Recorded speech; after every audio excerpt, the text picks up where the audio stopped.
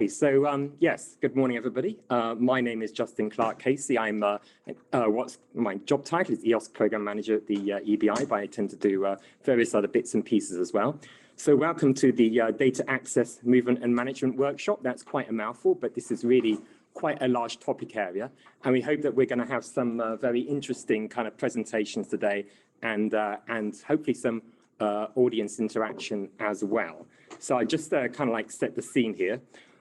We all know that in our kind of infrastructures, we're dealing with ever-increasing data volumes, not, of course, a linear increase, but an exponential increase. And this brings both the issues of dealing with quantity, as well as the issues of dealing with different qualities of data, particularly, I think, in the life sciences space, imaging data, of course, which is going to cause some huge volumes in the future.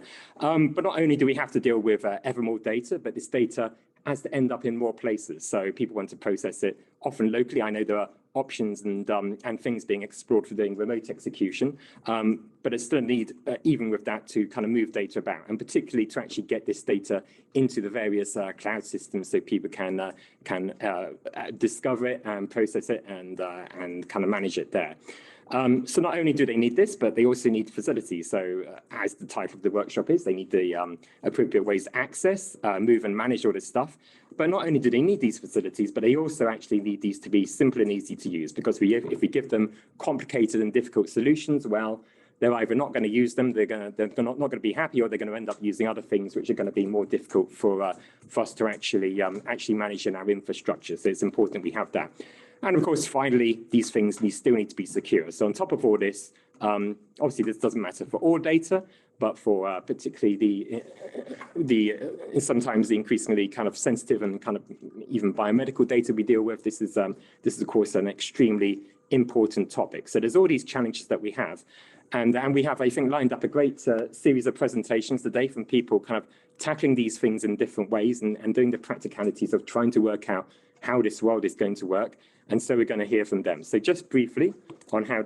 So the first up, Galaxy Data Transfer by Ignacio. So I'm going to mangle your name. I expect Aguinua. I'm terrible with names, so apologies from Viv. Ignacio, are you there? I'm here. Can you hear me? Great. Thank you very much. Yes. So if you're ready to present, please go ahead. We try to share my screen now. Yep, can you see it? Okay, then I can start. So my name is Ignacio Aguinoa. I think that pronunciation was quite okay.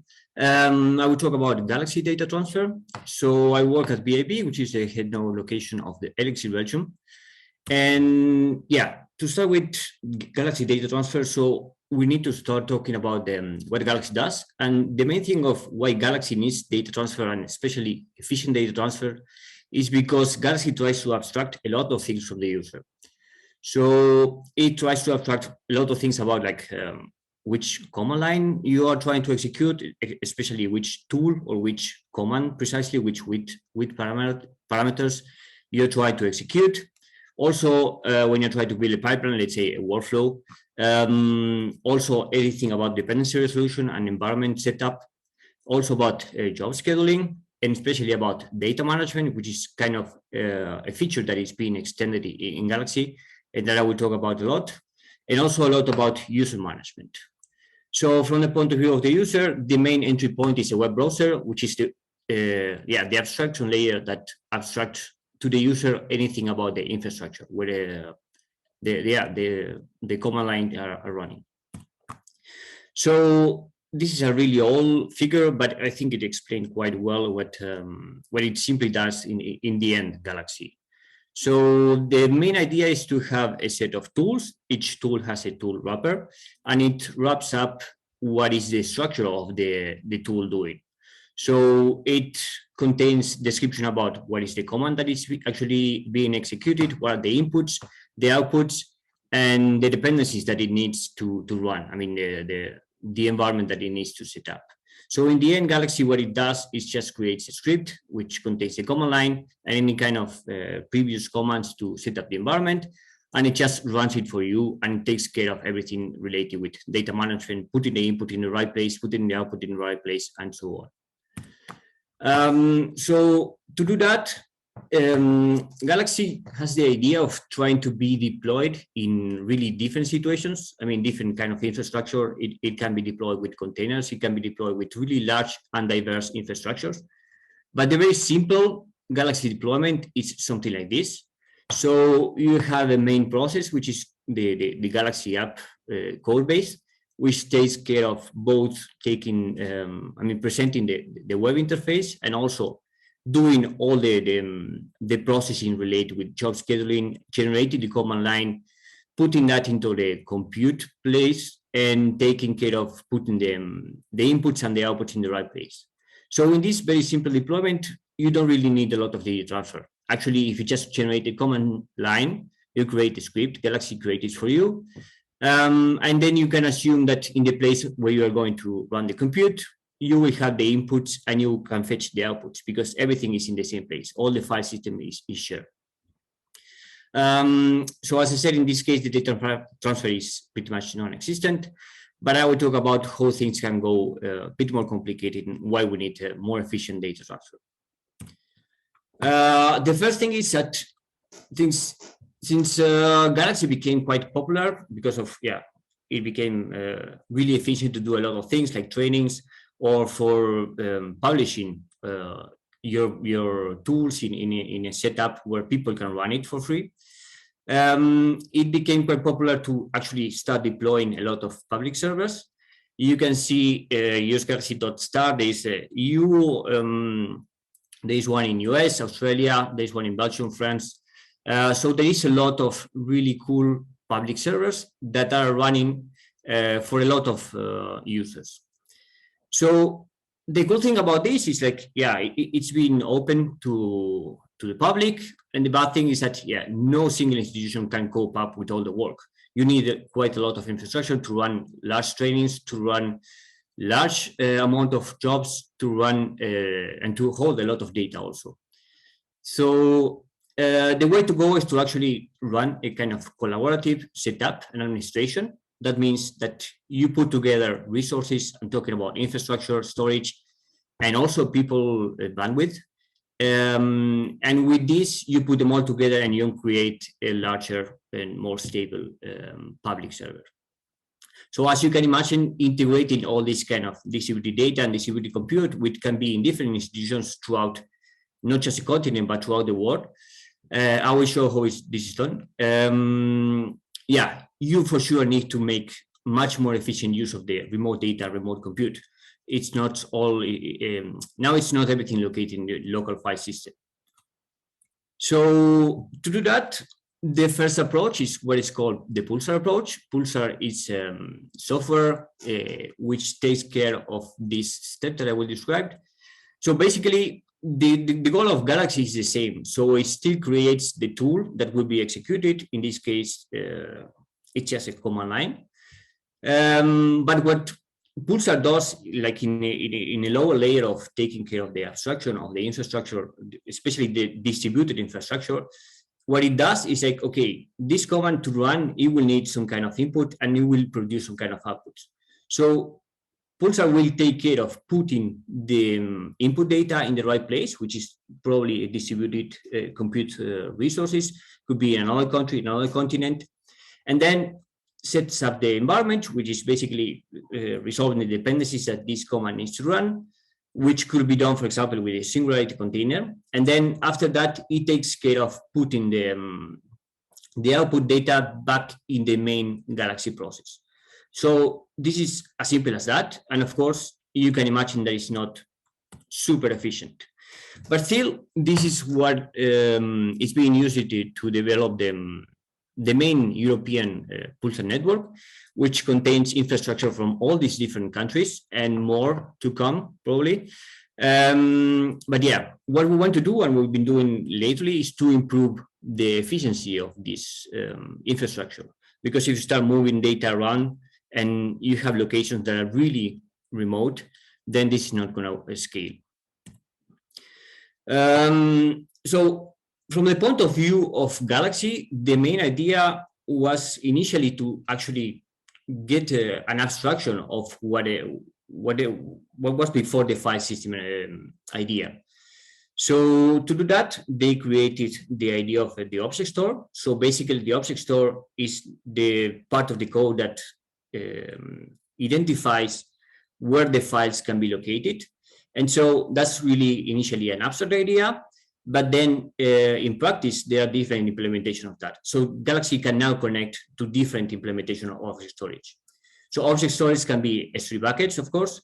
They can be iRods services. They can be other types of cloud platforms. And yeah, so the idea is now the moment that you need to fetch an input, Galaxy knows that this can be located in a remote place. So that's just a handle, it's just code. But of course, from the point of view of Galaxy, it requires quite some code because you, before actually accessing this kind of data, you will need to provide the identity to have access to it. So this, I will not go too much into details. You have the reference here, but basically this is how Galaxy implemented the identity management, and yeah, can now access stuff located in AWS, for example, by just the user providing the identities, and can fetch that data. So the initial architecture in terms of data transfer is that, okay, so here up in the left, you have the remote storage. In the center, you have the main Galaxy process, which is the same as always. And now we have also the remote compute. So the initial setup, which is the one that I described that maybe is not super efficient, requires that everything goes first to the Galaxy main code because it will need to set some kind of metadata. That's how Galaxy can abstract the user from all the data management. It sets up metadata about each of the files that it manages.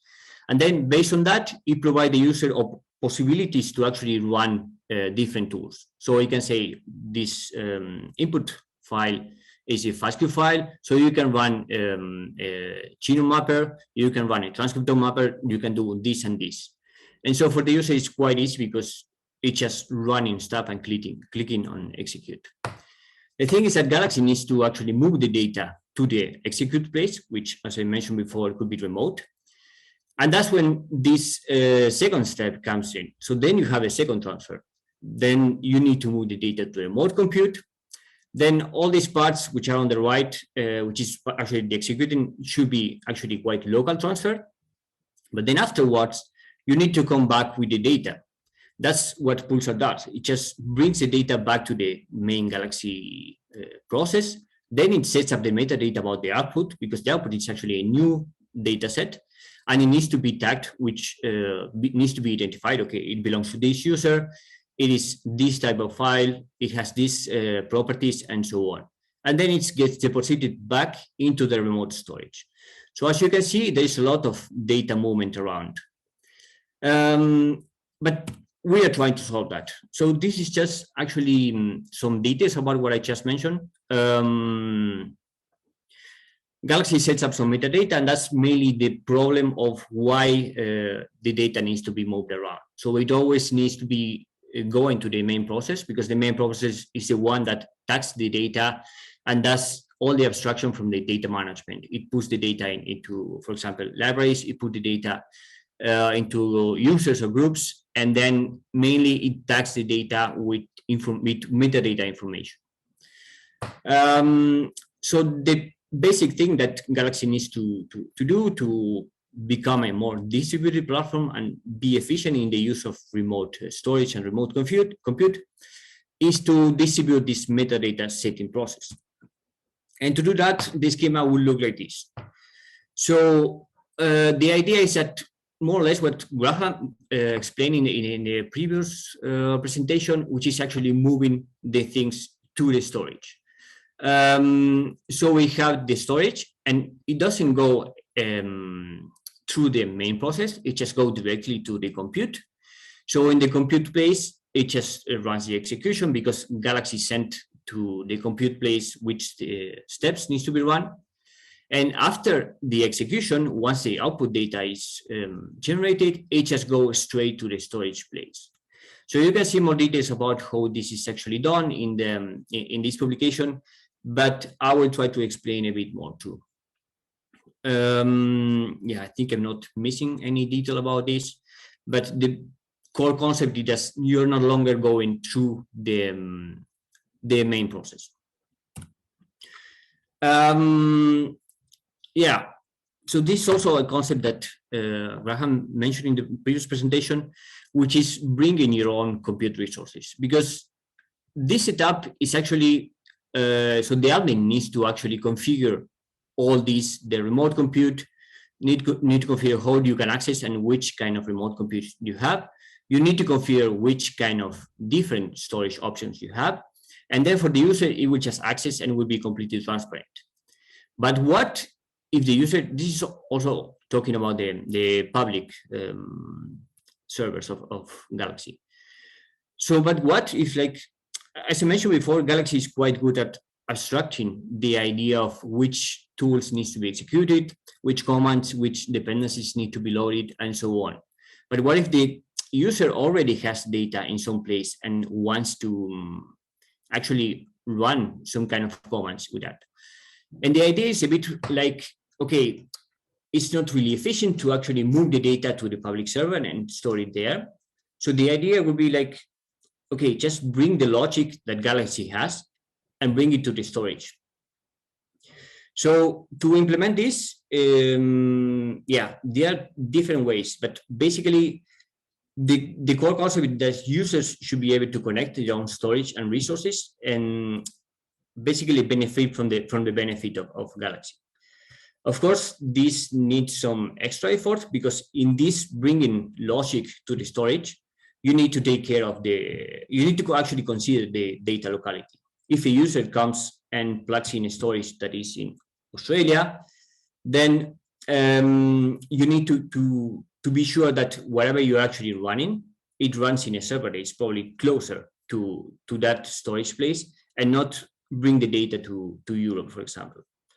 So this kind of logic is not yet implemented in Galaxy, but this is what we're working on, and that's why it's mentioned as soon. But the idea is that, yeah, in the end, the user provides a set of resources that it has, and then there's also a set of resources that the public server has.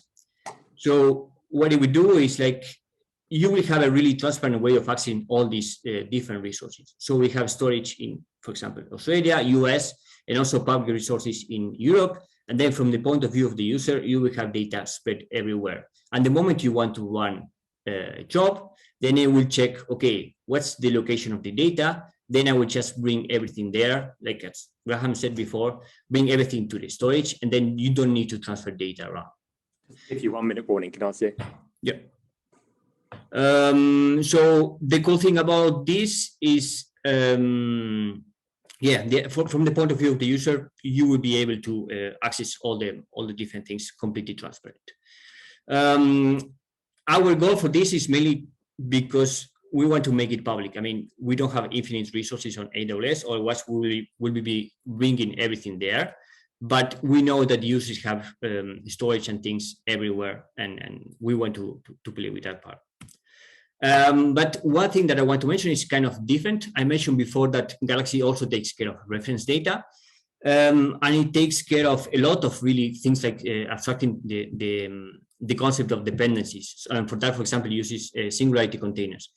And so to spread this data around, Galaxy uses CVMFS, which is like everything that needs to be like really kind of read-only or needs to be distributed throughout all the servers. It just goes there. There's a lot of locations where this is already, there's a server running for this. You can check for the details of what's actually located in here, and you can actually find Ansible scripts to deploy it yourself.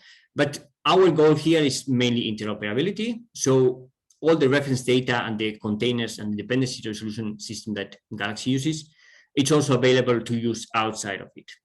And also mentioning Graham things about the registry of AWS. This part of this data is also being moved to AWS, also part of the open data platform that they have.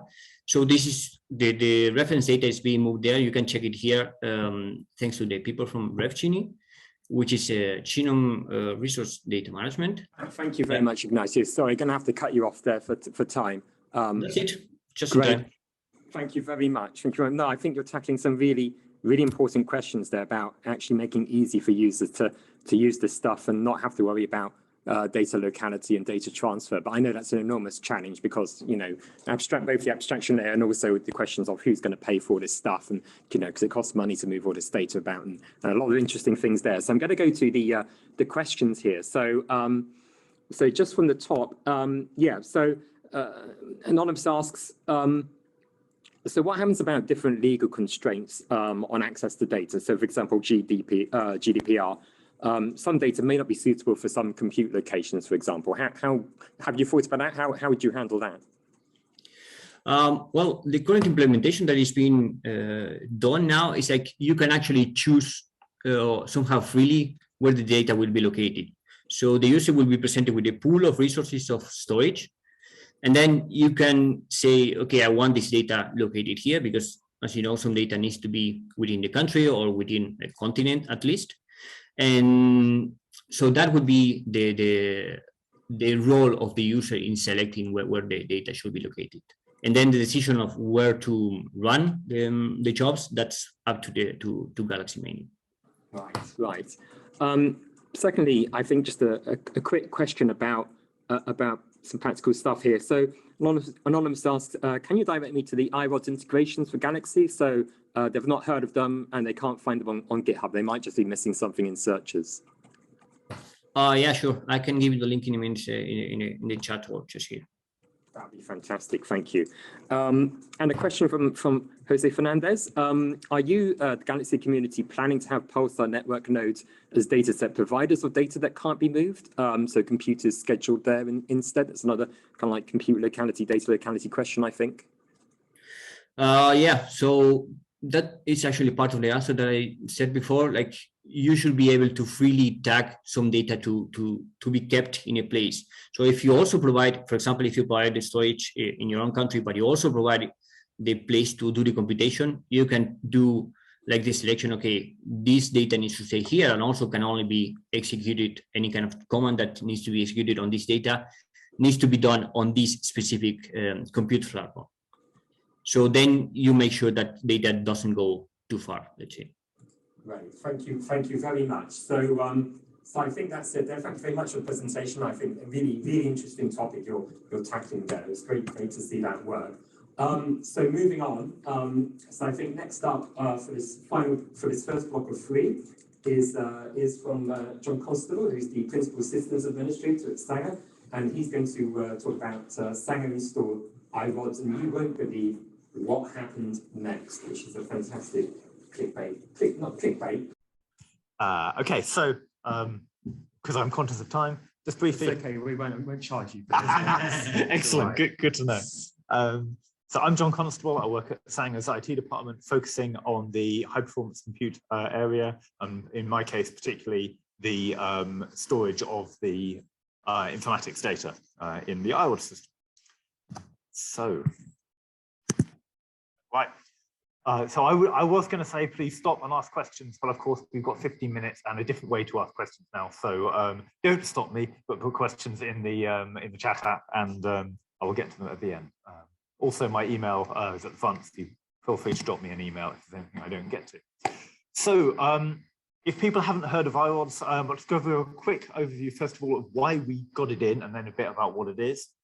We got iRODS into Sanger because we were facing the problem where we had a lot of data just floating around on file systems. People would do their PhD and then leave, and you'd look in their directory and there'd be like, my thesis final, my thesis _ final, my thesis _ final _ version 2, and so forth. And so we started getting in iRODS as a way to be able to get tagged metadata into a file store that would allow us to move this kind of things around behind the scenes. And in fact, this is the third or fourth different repository system that we had at Sanger, and I think we can judge its success by the fact that it's lasted longer than all of the others combined. That doesn't mean it's perfect, but at least we've kept it for longer than all the others. And in fact, it's been around a long time at Sanger. The system that I look after particularly has been started off with version 1, and we're now on 4.27 of the software. It's had a lot of upgrades and things over the time. And this is, in fact, how it started off. In fact, if you search for this, as many people do, that link there, which I'll put the slides around later, is a link to the original paper that Dr. Clapham wrote about this. And it shows how we started off with 2 servers and a small amount of data. And we've got a little bit more than that. And then as in 2015, we gave a talk at the iWords user group meeting. In fact, there's a user group meeting coming up later this year. So if you're interested, please do come along. And this shows how we expanded out from one small zone to a number of different zones. And each zone is connected to some of the others, and everybody comes in through one zone for kind of a federated access. And what that means is that basically users only have one set of credentials they come into, and then they can connect to the other zones within that. That becomes important, but we can talk about a little bit later on. I won't go too much. And metadata, and in fact, I've realized I've duplicated this slide, but metadata is the really important thing for this. So we basically get a lot of metadata on the data as it goes into iWords. And that means that people can do searches within iWords to find particular items based on the metadata, the structured queries within that. And so this is, as I said, proved relatively popular over the years. And it's, as you can see here, by the amount of data that's been going into iWords over time from a number of different instruments. We've got things all different, from Illumina instruments to PacBio to Oxford Nanopore and so on, and increasing amounts of data going in. And we can see here the amount of data that's actually been going in. This is additive. So to my knowledge, we don't, anyway, delete data in iWords. So we just tend to kind of pile up and accumulate. And that means that basically even the most recent data that's gone into iWords is basically less than 2 years of age, but that's the largest quantity. And a similar kind of chart here showing our existing capability and all that kind of stuff. And that's only in one of the zones. So the other thing is that we've got a fair amount of metadata that's gone in, and we keep putting more into it. There's ways that we could manage it, but basically at the moment we're just kind of putting lots and lots of metadata in, which comes with its own issues as well. So I've talked around this a bit, and probably in a bad order, because I didn't have much time to put this together, so my apology. What is this iWords thing that I keep talking about? Well, the iWords people define it as the 4 competencies. But I shall get to that in a second. iWords isn't just something that Sanger does, by the way. It isn't just a project that Sanger uses. In fact, Sanger doesn't develop iWords at all. We contribute in terms of bug issues or bug reports. We contribute a little bit of code and documentation and things like that, but we don't actually do the main development of it. And there's lots of people around the world that make use of iWords, from large installations like ourselves, but also other installations like Boehringer and Cyverse and a few others in the bioinformatics space. So to give you an idea of what iWords is, I need to give you some of the theory about what iWords actually does and that kind of thing. So we've only got a few minutes, so please stay awake for that. So what actually is iWords, and why is it different from anything else, or is it different from anything else? Well, you can break this down into 4 areas, some of which I've alluded to already. There's data virtualization. This is the thing that is most important to me as an administrator of iWords. It's the thing that's given us the most flexibility over time. There's data discovery, which is arguably the most important thing for the end users of the system, finding things via metadata and all that kind of stuff. There's workflow automation. We don't tend to use a great deal of that, but basically there's, but that's something that other sites can use a great deal of. And then there's secure collaboration. And I think this is interesting from what the previous talker was talking about with Galaxy, and what people are going to be talking about a little bit later on as well about federation and things like that. We can do similar kind of things within iWords.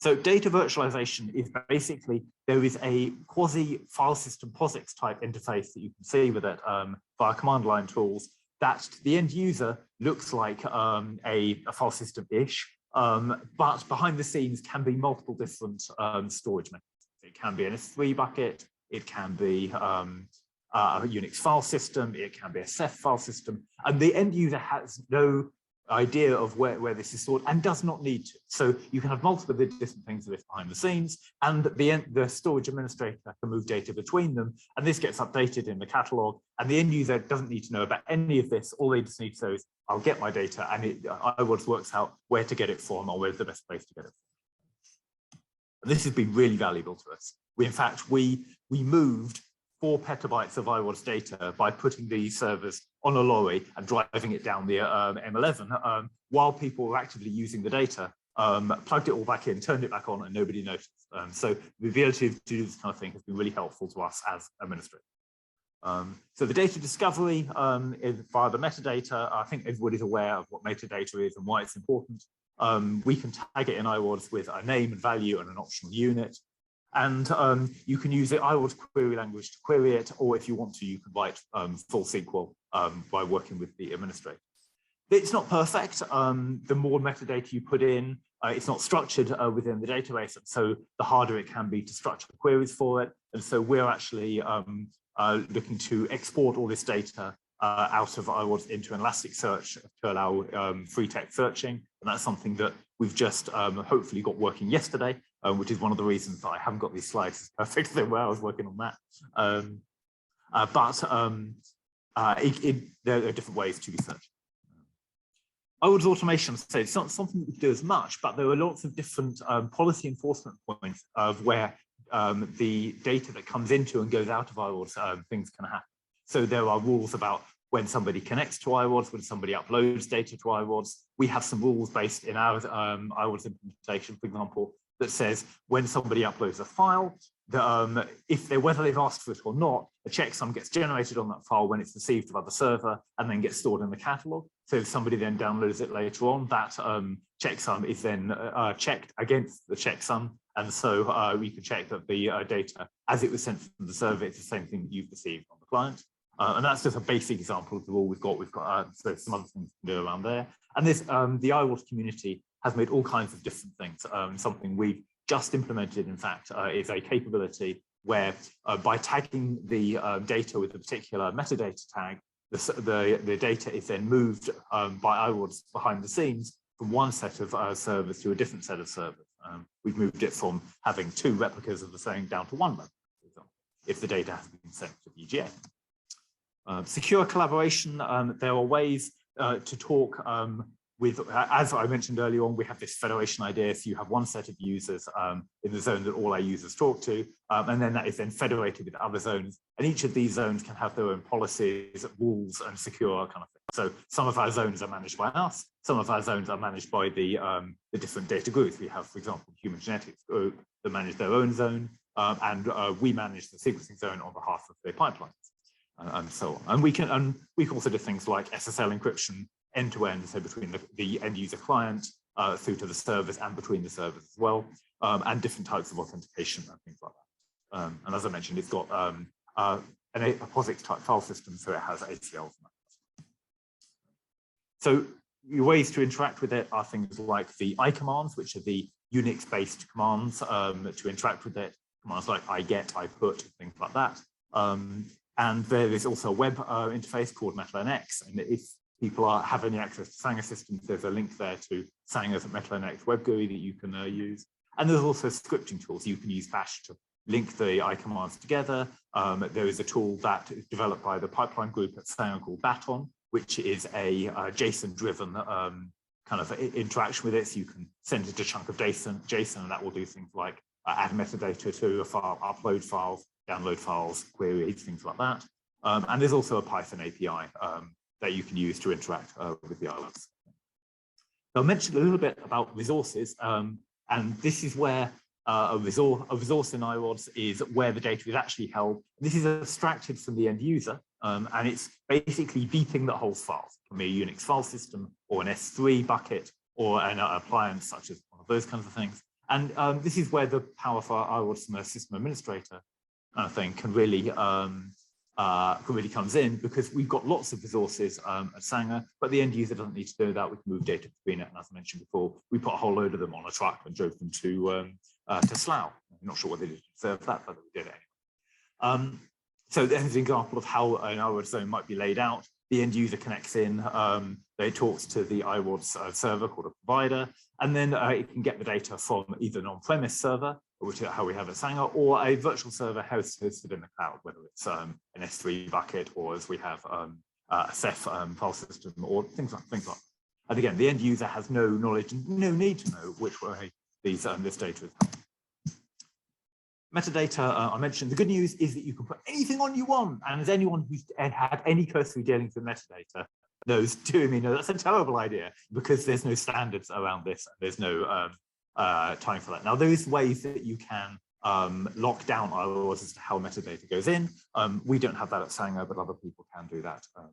What are we doing for time? 3 minutes. Okay. So I will skip off that on that briefly. Mention some metadata attributes that we've got, and this is what we've got on some items right now. I can see some of the stuff that you can search on.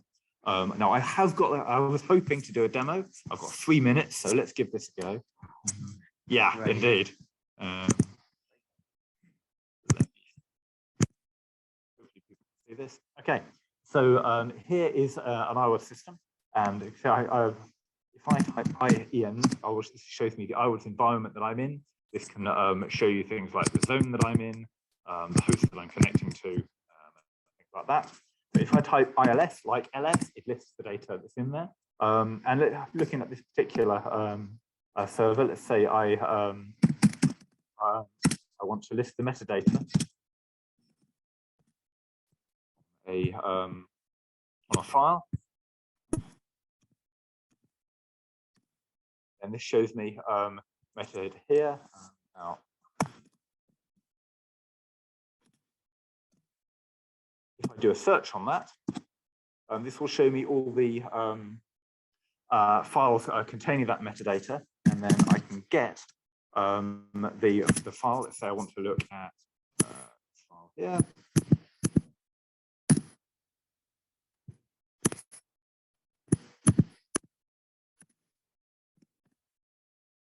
And this is a treasure hunt I've done for people who are learning iWARDS, where you can look around different things and that kind of thing. But we can see what I've just done here basically is I've looked at some files and file systems. I've used a metadata search to find related files to that file based on the metadata, and then I have downloaded that file. Actually, I've downloaded it and piped it to the screen, and I can upload files and things like that.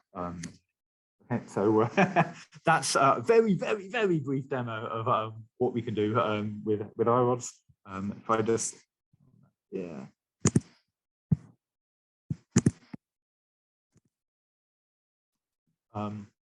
So I've got a couple of QR codes here. One is to my LinkedIn page, one isn't. So it's a bit of QR bingo here.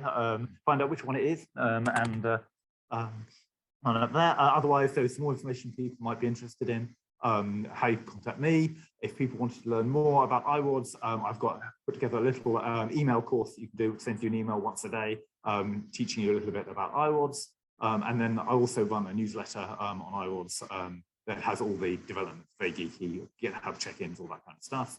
And there's also information there about iWARDS and GitHub pages and stuff like that. And just finally, if you use iWARDS, then there is the user group meeting held in Belgium.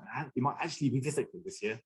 So please come along to that if you'd like to. I'm probably going to give a talk. And there's loads of other people in a very similar space to what we're talking about today, doing all similar kinds of things. So I recommend you come on. And that's it. Okay, great. Thanks very much, John. No, that's fantastic. Live demo in 3 minutes. Not two. In fact, it was just 2 minutes. No, that's really, really impressive. Very interested to see, again, talking about virtualization of that kind of thing. Yeah, so let me go to the questions now. So, so from the top here, first one from Anonymous is the metadata in iWARDS mapped to a standard? How could it be used by external systems searching in Federation? Really good question. No, it's not mapped by standard. By default, you can install plugins that force metadata or whatever standard you like to set with it. At the moment, as I said, we have installed what's called the indexing plugin, which allows us to export all the metadata from a particular zone into an Elasticsearch, and that allows people to search and integrate with kind of things there. That's early days for us. We and another couple of large installations are doing that kind of thing. I'm not entirely sure how that's going in a larger sense, but it seems to be working for us at the moment. probably the best way to say it right now. Ask me again in a year. Okay, thank you. And a second question from Anonymous. What is the effort needed to maintain an iWorks infrastructure? That's a good question. The answer is, at the moment, hello, I am the iWorks Sasanger, and that's about 100 servers with about 20 petabytes worth of data. So me is basically the answer. But the real answer for that kind of scale, 1.5 sysadmins is about right. For a much smaller scale, people have less, but it also depends on how much of the automation they're using. I know people that have many more people dealing with iWorks because they actually do a lot of the programming and automation, and they have about 3 or 4 people on the team to do that. But I don't know anyone dealing with iWorks that has more than 3 or 4 people, even for very large instances. Right, yes. 20 petabytes is already a large amount of data. Yeah. Just you. Okay, thank you. And moving on, I think, to a third question here, quite a technical question here. How does iWorks cope with shunt data that's possible with container types like HDF5 or ZAR? The short answer is it doesn't. It doesn't have a backend that uses either of those. There was a HDS backend with iWorks, but I don't think anyone used it, so it's kind of fallen off the maintenance schedule. The exciting stuff in that space at the moment is being done by Cyverse, which have a Kubernetes native data source plugin for iWorks, which means that Kubernetes pods can directly see iWorks zones and data within it, and as a kind of like a Fuse file system, but not quite as terrifying as that for anyone who's used Fuse. So that's one way that people are using that kind of stuff. But yeah, I think normally people would have downloaded data from iWorks, put it into that kind of thing. Okay, thank you. Presumably it's an open source project. Somebody is interested exactly. in work, they can come and yeah. And indeed, there's many projects that have been integrated into the iWorks consortium that's come from that model, from the R API to the thing that I've just been talking about for the Kubernetes stuff, which is a big work thing. And I expect there to be a number of talks on this year's UGM. Okay, great. Well, thank you very much, John. Excellent presentation and demo. And thank you. I think that brings us to the end. Okay.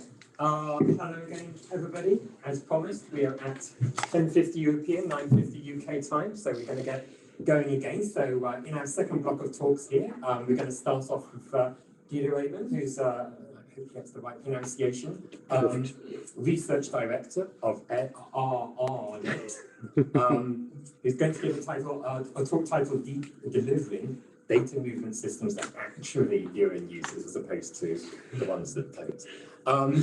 Have I been that nasty? No, it's fine, it's fine. I'm just trying to give it a little spice, you see.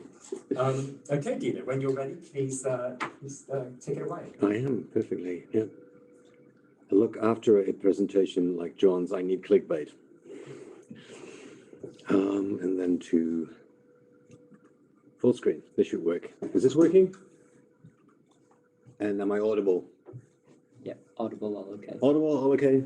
Perfect, beautiful. All right, so to begin with, yes, I work for ARNet, the Australian e-research NREN, National Research and Education Network. My title isn't actually the research director, I'm just an international liaison. Eons ago, that was my title, or somebody must have Googled it. Thank you. Yeah, I'll pretend that's still the case.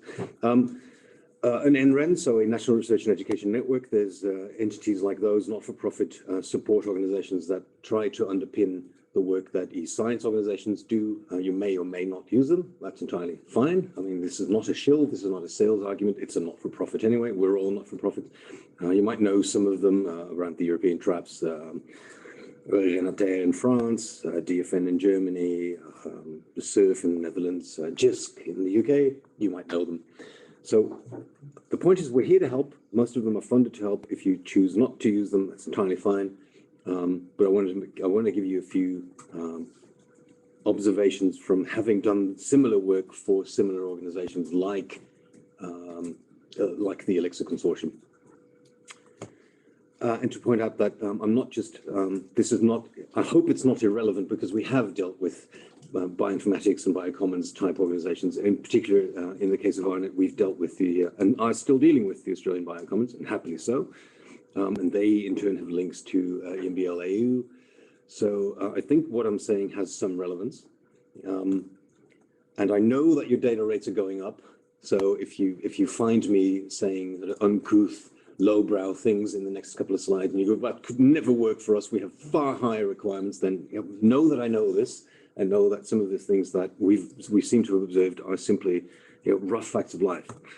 In the case of the biocommons, we are in a happy marriage in that they are doing e-science things, and they've asked us as an e-infrastructure operator lower in the stack to take care of some of the work that they didn't have either the staff for or the incentives for or the funding models for. So they want Galaxy to run. We do the infrastructure for Galaxy for them. On a trial basis for the moment, it is a project, not an infrastructure, but so we're aware of these sorts of things. And just to give you a sample of what my response was when we first saw Galaxy, like, whoa, you're putting this in front of your users. You guys are either gutsy or have strong culture, or I don't know how you drive uptake, but I know that the people who built the tools are the people who have an itch to scratch, so they typically want to make them feature complete, but good Lord. So in all those years of supporting similar organizations like the Elixir Consortium, what we're noticing is that the people who deal with, the people who are most intimately involved with, sorry about the wording, I'm not going to read them all out, it's just that if somebody downloads the slides later on, you can still read up on what I was saying. The people who are most intimately involved with these sorts of consortia are the people whose life it is. They live, breathe, and talk these sorts of things. So they think that everybody else who's in these consortia have the same high standards, and then they're in these consortia to sort of improve their lives.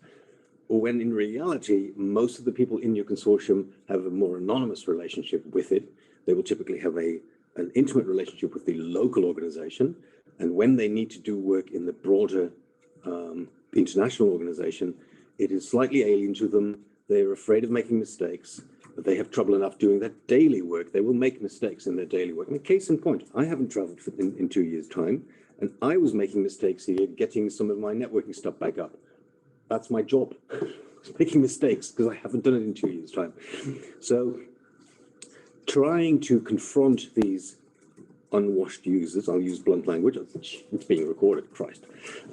Trying to get these unwashed users to do morality, creativity, spontaneity, etc., in your tool chain without too much training, without often exposing them to it, and without giving the sense of comfort that comes with feeling at home in a project or a tool set, that's a high ask, and we don't see a lot of those succeed historically. So that's not saying that you can't pull it off. All I'm saying is we don't historically see this happen a lot. I'm moving the slides. Oh, there we go. Yeah. I'll leave that for so hit me with questions about this one. And the bottom line in small print is I've often been to requirements gathering meetings, and the point where where the meetings jump the shark is where I'm like, you guys have just spec'd a moon rocket. In the history of the world, there have been 12 people who knew how to drive a moon rocket. I know, but do you really want to go to the moon? It's going to be really hard, and maybe tone it down a bit so that you can get stuff off the shelf rather than. But I mean, I don't drive the science. I'm only eventually sometimes asked to run the infrastructure. So on that stack, if you project the tools that we have seen work, and at what layer they are, there are very few. It's not actually the plethora that you think of. I could rattle off hundreds of tools that I've seen in my life, tools that you could sprinkle over your audience from the top, sort of paratrooper style. The only ones that I've seen working are these three types. At the very top, perfectly integrated, workflow managed. The data appears when the user merely thinks about wanting the data. There's really only two blobs of two science disciplines that have pulled this off, HPC in the CERN case, and some astronomers. Some astronomers, not all of them, typically radio astronomy, and they're trying to bring this up again for the SKA case. And there are a few disciplines that are very strongly led, but typically not as an international consortium, who have managed to use Globus. So the gravitational wave people are doing this. But it's a beautiful tool, it looks good, but I haven't seen it rolled out in anger in an international organization very often, but it does work. And that certain people, of course, are writing their own now called Rusho.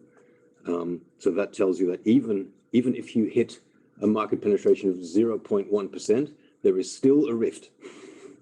So it's not easy to bank on. Then in the middle, which is not perfect, but does work and does get massive uptake, and massive uptake means lower maintenance and means you as an organization don't have to concern yourself with the entire logistics chain, is Dropbox clones, essentially. They can be run on site. A lot of my peers, a lot of NRENs, a lot of the infrastructure providers are now doing this at scale. I know that most of them are now at the, and then I know this is not going to be impressive for the 100 petabyte people. Did somebody, by the way, just call them I'll ask that later. It sounded like a very life-size term. Peta reads or something.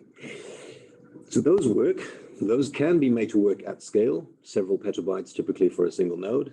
We've seen, you could grow them to hundreds, but nobody's asked us to do that for the moment. And because they are useful in everyday work, people know how to drive them and they can be integrated very well. And then at the very bottom, which is certainly not going to tick a lot of your requirements, but users love it and it makes their lives easier, is simple WeTransfer clones. And those too are available. And before you go, that could never do what we needed to do. This is a WeTransfer clone that a lot of NRENs run. You can just pick it up off the shelf and make it at least do some of your requirements.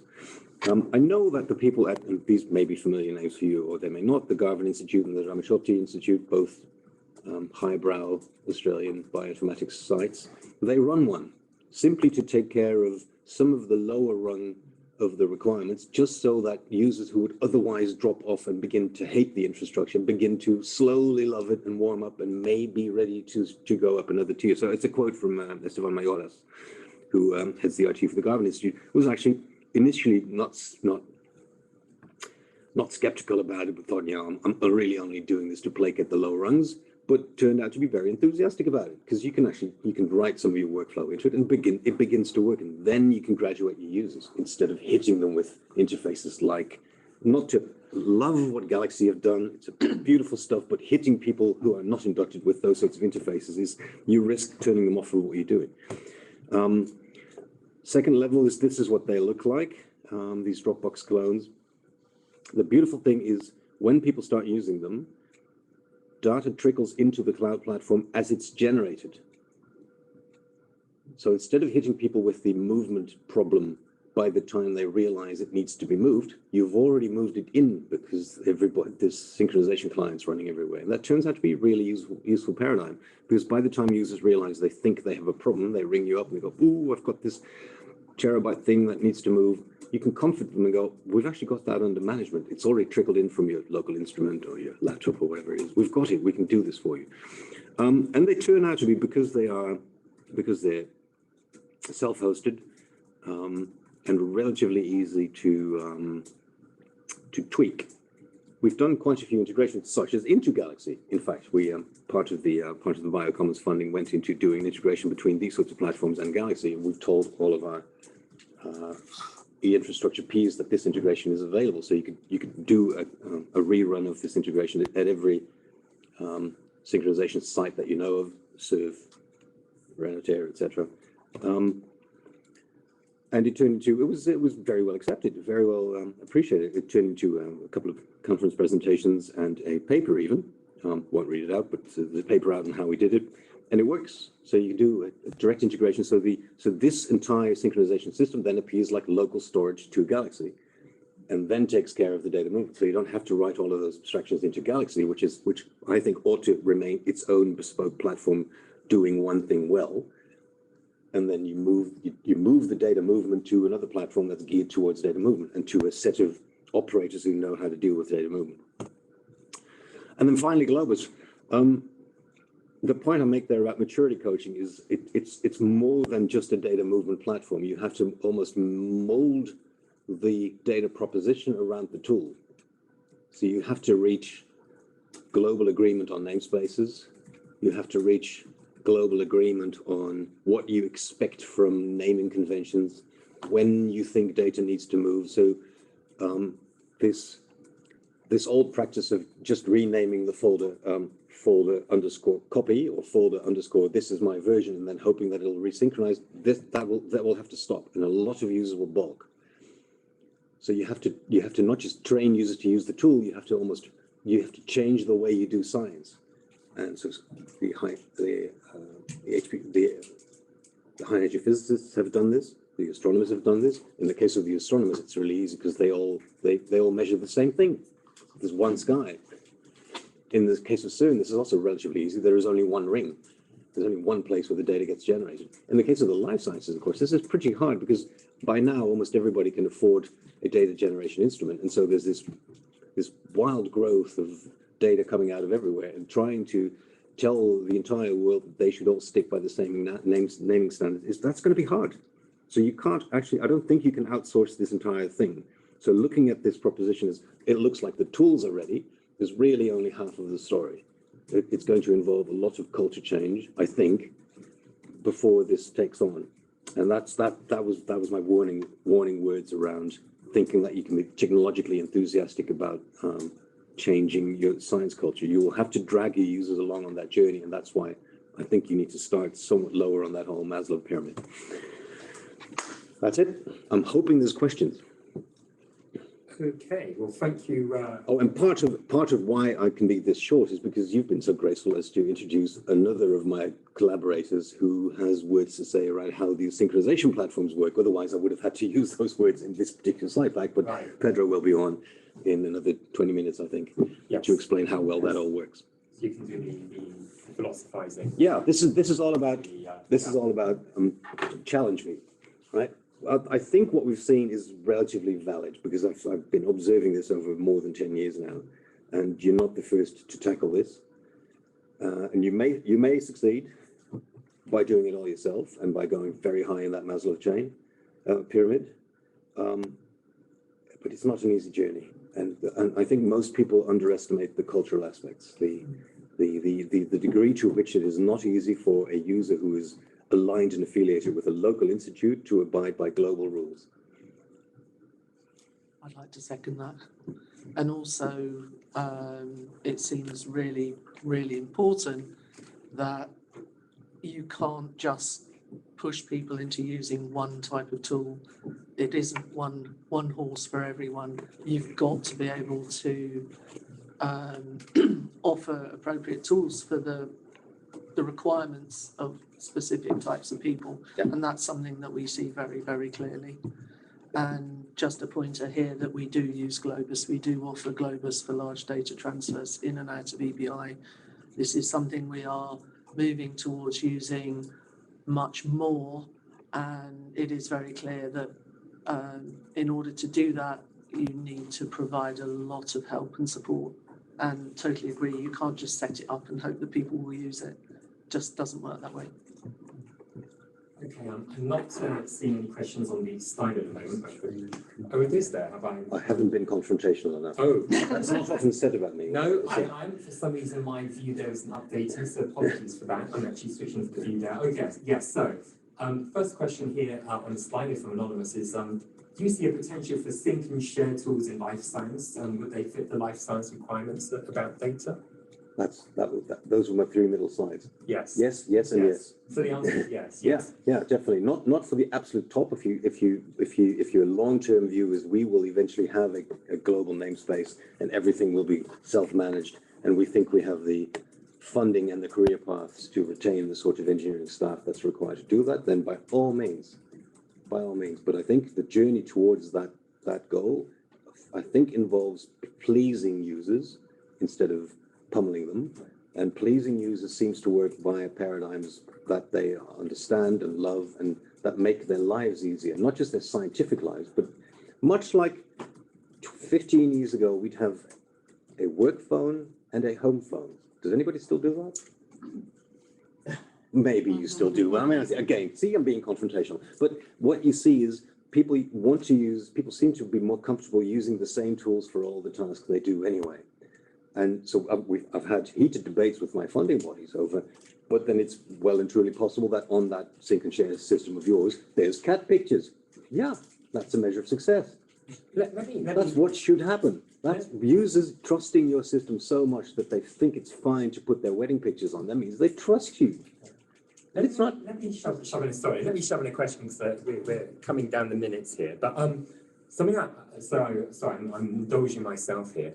So something I'm curious about. So I always think about this. Well, where do these innovations and ease of use and actual things that users want to use come from? I mean, perhaps there's two sources. The one I always think of is the commercial world of like they of course huge resources. They're startups trying to solve these very difficult user interaction problems, and even they don't get it right. It's an enormously complicated case there. So it's a bit like, well, you know what? How can we do it in science if we have very few resources? But then a lot of stuff comes out here as well, Jupyter notebooks, all that kind of thing, right? Yeah. That's an incredible resource, which is not going to come out in the commercial one. It's going to come out here. I mean, do you think there's ways that the prospects of success for that can be increased, that we can kind of get these tools out more easily, or Yeah, well, that's is it just throwing enough spaghetti at the wall and something? No, definitely not. No, definitely not. No. So the let a thousand flowers bloom paradigm is let 10 flowers bloom by all means, but 1,000 is just too much. We have trouble in the scientific world concentrating and picking winners.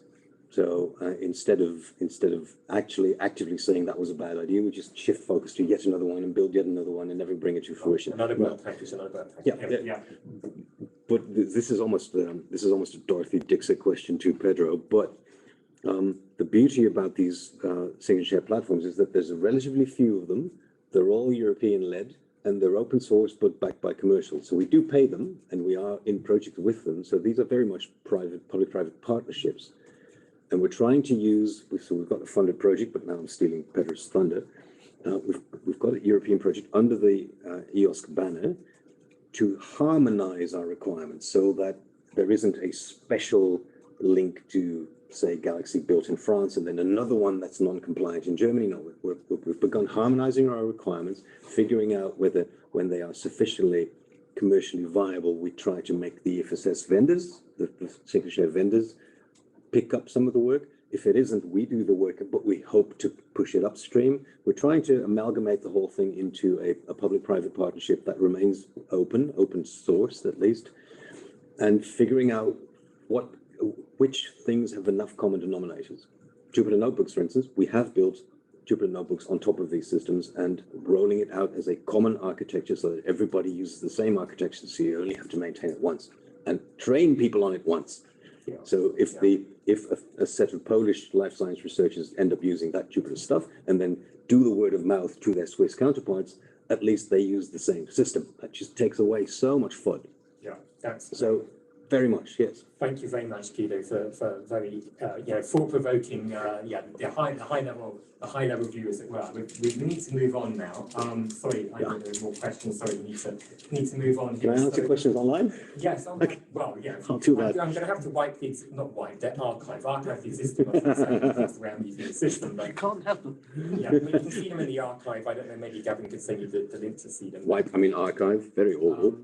Okay, so next up we have, again, sorry, I'm terrible with names, Martin Littmar from CERN, who's going to talk about data management in WLCG and beyond. Martin, are you online? So I will be talking about a few of those big data tools that the previous talk alluded to, and basically, show how we do things in the worldwide LHC computing grid for the CERN LHC experiments.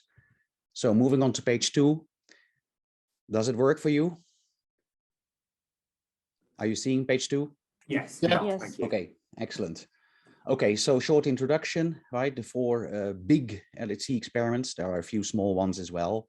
They have already amassed more than 1.3 exabytes of data spread over several billions of files stored worldwide on the worldwide LHC computing grid. And in this decade, we hope, let's say, that we can increase that by a factor 10. So these experiments, of course, they're using data management systems that have proven their robustness at such scales, right? And they continue being developed for basically changes in the IT landscape. So I've listed a few examples. So storage providers, we have our own institutes, but there's an increasing use of cloud and HPC services. We already saw various examples of cloud services this morning. HPC wasn't, I think, explicitly mentioned, but that is also an area, let's say, where we are sort of expanding into, and the rules of the game are different over there. So we need to adjust ourselves. Data access and management protocols. So a few, let's say, terms that not maybe everybody's familiar with: SRM, Grid FTP, it was mentioned, Globus essentially. That is being replaced with more popular and modern things. You have to think of HTTPS and WebDAV in particular, but we also have our own optimized protocol called XRootD, or properly XRoot rather. Authentication authorization mechanisms are slowly changing from X509 proxies and VOMs, attributes. We move to tokens. And you also have to think about deployment technologies, right? So making more use of containers, different kinds of databases, object stores under the hood, and so on. So those products, though they were developed basically primarily for our use cases and use cases of experiments not too far off, they have been adopted by many other communities already. The sources are publicly available, for example, on GitHub. New communities can contribute code and potentially even join collaboration. And support for communities outside high energy physics are sponsored to some extent by the European Grid Infrastructure, EGI. Okay, moving on to page 3. I see there's some stuff in the chat. Let me quickly check. Okay, there was something else. Good. So deployment and usage of these products. First of all, okay, those products are open source and free and all that, but they might depend on stuff that is not. Well, by default, that's not the case. So by default, basically, you can deploy a full stack only using free open source software. However, there are other deployments, particular for big installations, that do rely on commercial building blocks to get extra functionality, performance, or robustness. So you can think, for example, that even though the software will work with MySQL or PostgreSQL, an Oracle database might actually be a better fit for really big deployments, right? And you can also think of certain cluster file systems that are not for free, to get better performance, but the software is not typically requiring such deployments. So then indeed, deployment size and complexity ultimately depend on the desired levels of robustness and scalability, right? So most of these products that I will mention shortly, they might not be deployable on your laptop, but maybe 1 or 2 normal servers in your computer center could be sufficient to get started, actually. And how to use these things? Well, most of them, they actually have APIs and command line interfaces available in at least Python, right? So that is sort of the most common denominator. Okay, moving on to page 4. Hello, yes. So what are these products? Let's first start with one that you already know, that was mentioned a few times already, CVMFS. That basically is, in a way, let's say, yes, it's for data, but rather, let's say, software. And software can also be distributed in the form of containers, so already sort of pre-built, but that is not, let's say, the main usage at the moment. So it's pure, let's say, directories with libraries and programs and what have you, right? But then, of course, tons and tons of versions, right? So that's why we still need a very big CVMFS installation. However, some data are distributed via CVMFS, and that is sort of stuff that can be served to many jobs for their calibration, basically. And it's also no secret, so we can just serve it publicly. And that's basically that part of data management. Now, we already heard Ruscio mentioned. It is the data management framework used by the two biggest experiments, Atlas and CMS. So originally developed by Atlas, but then adopted by CMS and a host of other experiments and communities. For example, SKA, the Square Kilometer Array, have also adopted this. And it can be used for data management by the DIRAC system that we describe in the next bullet point. That is a job and data management framework used by the LHCb experiment at CERN. However, the data management can actually be outsourced to Ruscio instead. So, so that is now becoming a more popular deployment, that basically the DIRAC system is used for job management, and data management is used for that is Ruscio is used. Okay, moving on to page 5. Are you still with me?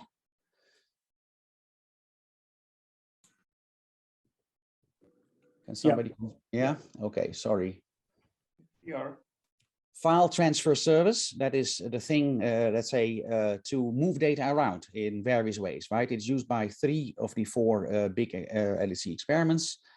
And it is for replication of data between storage services. And our installations, they do more than 1 billion transfers per year. It's also used for staging data from tape services onto disk for processing, and for large-scale deletions of data files that are no longer needed on disk or not at all anymore. And then next one is Invenio RDM. It is used by the LHC experiments, by all 4 of them, the big ones, but only for open data. And that is a very small fraction, basically. It's still a few petabytes, but it's not basically the bulk of the data at all, right? And this is a thing, let's say, a product that is very popular. There are many takers of it. For example, the EUDAT EU project, right, also uses it for publishing research data sets, right? So not yet at very large scale, but it can be used for that. Okay, moving on to page 6. We've been talking about data management systems, let's say, so far, rather. So what is used under the hood to actually store all this data? Well, essentially 4 different flavors or technologies are used for that. And all of these 4 examples, they can be run on top of at least one popular cluster file system. Many support multiple, so you can think of Lustre or GPFS, or Ceph, for example, and they support at least 2 or 3, depending on how you look at it, access protocols, right? So I already mentioned XRoot, that is basically very efficient for the data files that we mostly have to deal with in our field, but also HTTPS/WebDAV. And those protocols in turn are supported by data management clients, right? So there is nice APIs and CLIs for that publicly available. And some of these storage flavors, they can also be mounted to make them basically available as normal Unix file systems, right? Via Fuse or NFS version 4. So briefly mentioned here, Dcache, that's the most popular storage system on the tier 1 sites of WSG. The tier 1 sites are big sites that together with CERN are responsible for long-term data management. So custodial data management, basically. So typically using tape systems for safeguarding the data for the future. It's also used by tens of tier 2 sites. So tier 2 sites, they do not have such responsibilities, but they do have disk space and hosts for computing. EOS is the system used at CERN. So we have more than 500 petabytes in EOS already. It's also used at 3 of the tier 1 sites and more than 10 of the tier 2 sites, and that list is growing.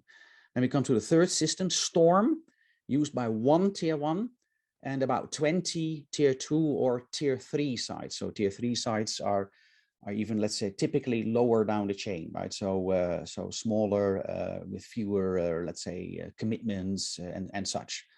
So it's certainly the smallest of the 4. And the last one, XRD, used by 4 tier 1 sites and tens of tier 2 sites. So if you look at the numbers of the tier 1 sites, they don't add up. That means indeed that some of these tier 1s are using multiple systems, right, for various customers. Okay, let's move on to page, yeah, what is it, 7, I think. Well, basically the rest of the presentation is just, let's say, screenshots of the web pages, basically, of these various products. And I've provided links, and I can say a little about each one of them as we go through these pages, right? So here we have CVMFS. I think, let's say, I don't have to say too much about it because you already used to using that since a few years, I think. Moving on to the next page. Here's Ruscio that we already heard mentioned a few times, right? So this is really, let's say, if you would like to scale to the levels, let's say, that I mentioned here, right? So Atlas have the biggest instance, right? You see numbers low on the screen, 450 petabytes of data spread over more than 100 data centers. It doesn't mean, let's say, that everybody else, let's say, has to use Ruscio the way Atlas use it. I can tell you that CMS are using it in a quite different way.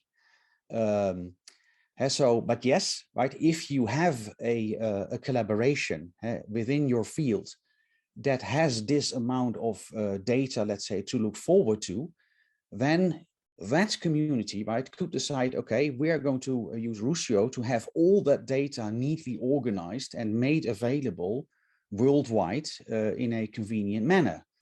And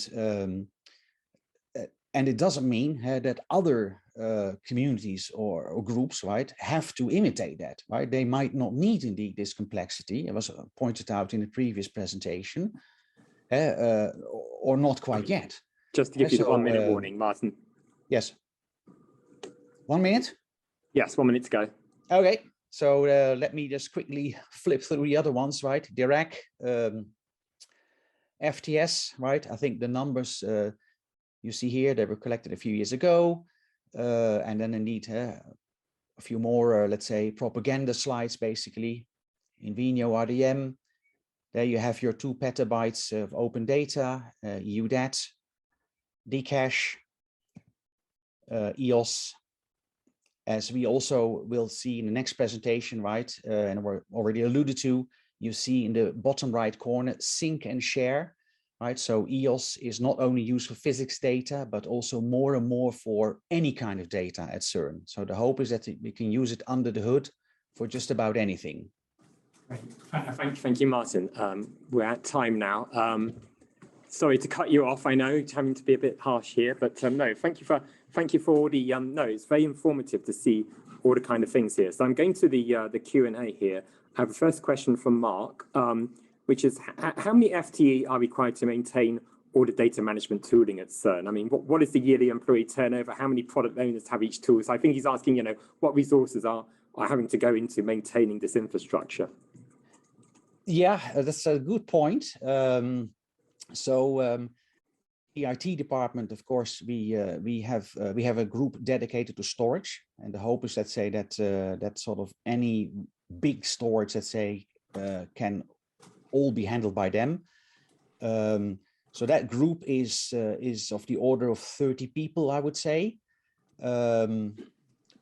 running various kinds of systems, right? So if you take the biggest one, EOS, it has a bunch of developers, obviously, sort of DevOps, basically. I think, let's say, that the team may be 10 not more. So so even those 500 petabytes, right? You can run, let's say, in the end, let's say, with a people of with a group of 10 people, right? Of course, you have to have tons of automation, smart monitoring, and such. So that will not, maybe not everybody has that, but then again, also that is open source and available. So it doesn't have to be, let's say, a huge amount of people, right? But in the end, data is complex, right? And particular ensuring, let's say, that it is safe, right? That it can't easily get lost or destroyed or corrupted. And so it's not for everyone. Yes. Thank you. And a question here from Anonymous. Are there any common resource accounting or charging systems that might be used across all these technologies? If I think, again, getting back to how do you actually account for the usage of these things, but can you do it in such a way that you're not having to manage a different system for every kind of technology you're deploying? Yeah, it is, well, not so easy to answer. I already hinted, let's say that at CERN, but also, for example, at DAISY, the Home Institute of Dcache, right?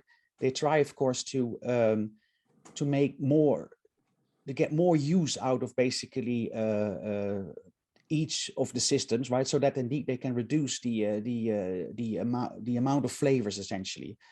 We, of course, in WLCG, we can't really sort of, you know, force sites, let's say, to make a particular choice, right? We have to sort of negotiate, right, that the features, the APIs and so are sort of okay enough, but then it's up to the sites to decide what they want exactly. And of course, we have to be compatible with a few choices, but it's all doable. Did I answer this sufficiently? Yes, I think so. Sorry, I didn't have a lot of time to circle back for feedback here. I think no, I think that was great. I think yeah, we can move on now. But thank you very much for the presentation, Martin. Of course, I know there's people in the chat who can kind of talk more about this as required. But thank you. So I'm going to move on now to our last presentation in this block, which is from Pedro Ferreira, as Guido alluded to earlier, technical coordinator of CS3 Mesh for EOS, which is always, I love these putting the acronyms together to get ever longer. No, it's great. I shouldn't criticize. You totally should. We've failed. And the title being Science Mesh, a federated open research infrastructure. So I know a lot of people are keen to hear about Science Mesh, and of course this is about a CS3 kind of ecosystem. So Pedro, I see you online there. Are you ready to give the presentation? Yeah. Great. Thank you very much then. Please, when you're ready, take it away. Can you hear me? Yes, you're slightly faint, but yeah, it's fine. Want me to increase you the might be volume? us here in the room. We haven't got the volume up. It's probably ours. No, you're fine. Thank you. Please. Okay, perfect. Please proceed. Thank you very much. So yeah, thanks a lot for the introduction. So has the objective of this talk is basically to give you a bit of an overview of Science Mesh and a little bit of the reasons that led to us starting this project, and also also highlight some possible synergies for the future. So starting with the Science Mesh, so it all started with the CS3 community. So the CS3 community is a community of institutions, so from NRANs, universities, international organizations, who share the fact that they are running what we call EFSS systems, and which Guido, of course, has already alluded to. So we're talking about the basically, let's say, the open source equivalents of Dropbox and Google Drive and so on. So there are three main products right now in the market. That's OnCloud, Nextcloud, and Seafile, although Seafile is not completely open source, but sort of. And so the CS3 community basically started as just a group of people who who share this thing in common as a way to exchange basically experiences and exchange insights on these products. So right now we have a community which is providing really valuable services to researchers. So we are hosting around 16 petabytes of data, and we've got more than 400,000 users distributed across all these different institutions. We're offering mostly sync and share services to these people, but not only, and that's exactly when then the Science Mesh comes in. We're also offering user environments, so higher level applications such as editors and tools for data analysis, which basically rely on these platforms to work. But right now the problem, or at least when this project started, was that these different members of the community, these member nodes, they were all sort of disconnected. So we had an idea, which was, what if we try to connect and sort of federate them in a very lightweight way. So this is where the Science Mesh comes in. It's a decentralized mesh of EFSS nodes, so enterprise file sync and share, based on open standards and open source software. And its aim is basically to create a federated research space for Europe. So here we also, as you will see, there's also there's also open science, and the fact that we want to provide really useful research support tools to people using our services. The way to achieve this is basically what we call an interoperability platform. That's also a mouthful, like the name of the project.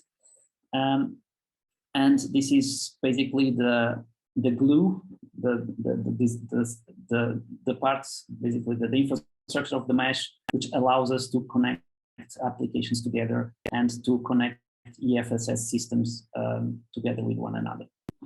So just to give you an idea of the diversity we have in the consortium in the CS3 Mesh for ES project right now. So we have, as you can see, international organizations like CERN, also the Joint Research Center of the European Commission, NRENs, ARNet, SURF, also some smaller, some SMEs, like Eleron, for instance. So a pretty diverse mix of partners. And so what is the simplest case when we look at the Science Mesh? The simplest use case we thought of and which we wanted to address and which got this whole thing started is wanting to share a file with someone located on a different sync and share service. So in this case, you see Alice wants to share a file with Bob, and the way we found to basically target these was to have Alice send an invitation to Bob that could be sent, via email, some out-of-band channel in the form of a link. Bob clicks the link, he's taken to what we call a where are you from like sort of interface, which basically allows him to pick his home node, let's say, and from that point on, it's basically led to his home node where he is asked to authenticate if he isn't authenticated yet, of course. And then his home node will notify the node which is hosting the content about Bob's identity. And from then on, the negotiation is transparent and the data transfer can happen. So what is the upside of this approach? It's basically that there is basically no need for a central registry of all users which are present in the mesh. There is no need for complicated, search procedures which span different nodes.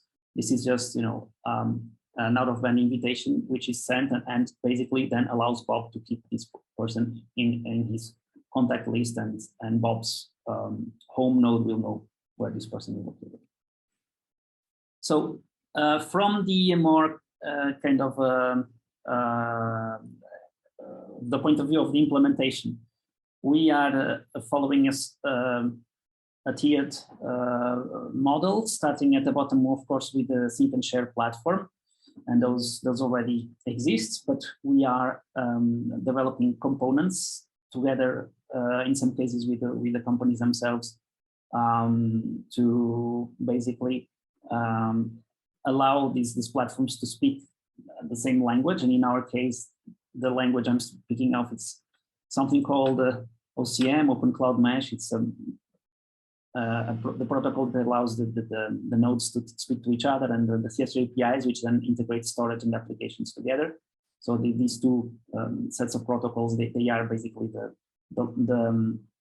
the main language spoken by the mesh.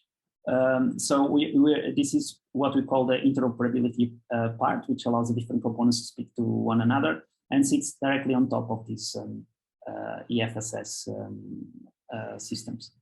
There's also a federation component, which, as I've shown you in the example before, is really lightweight.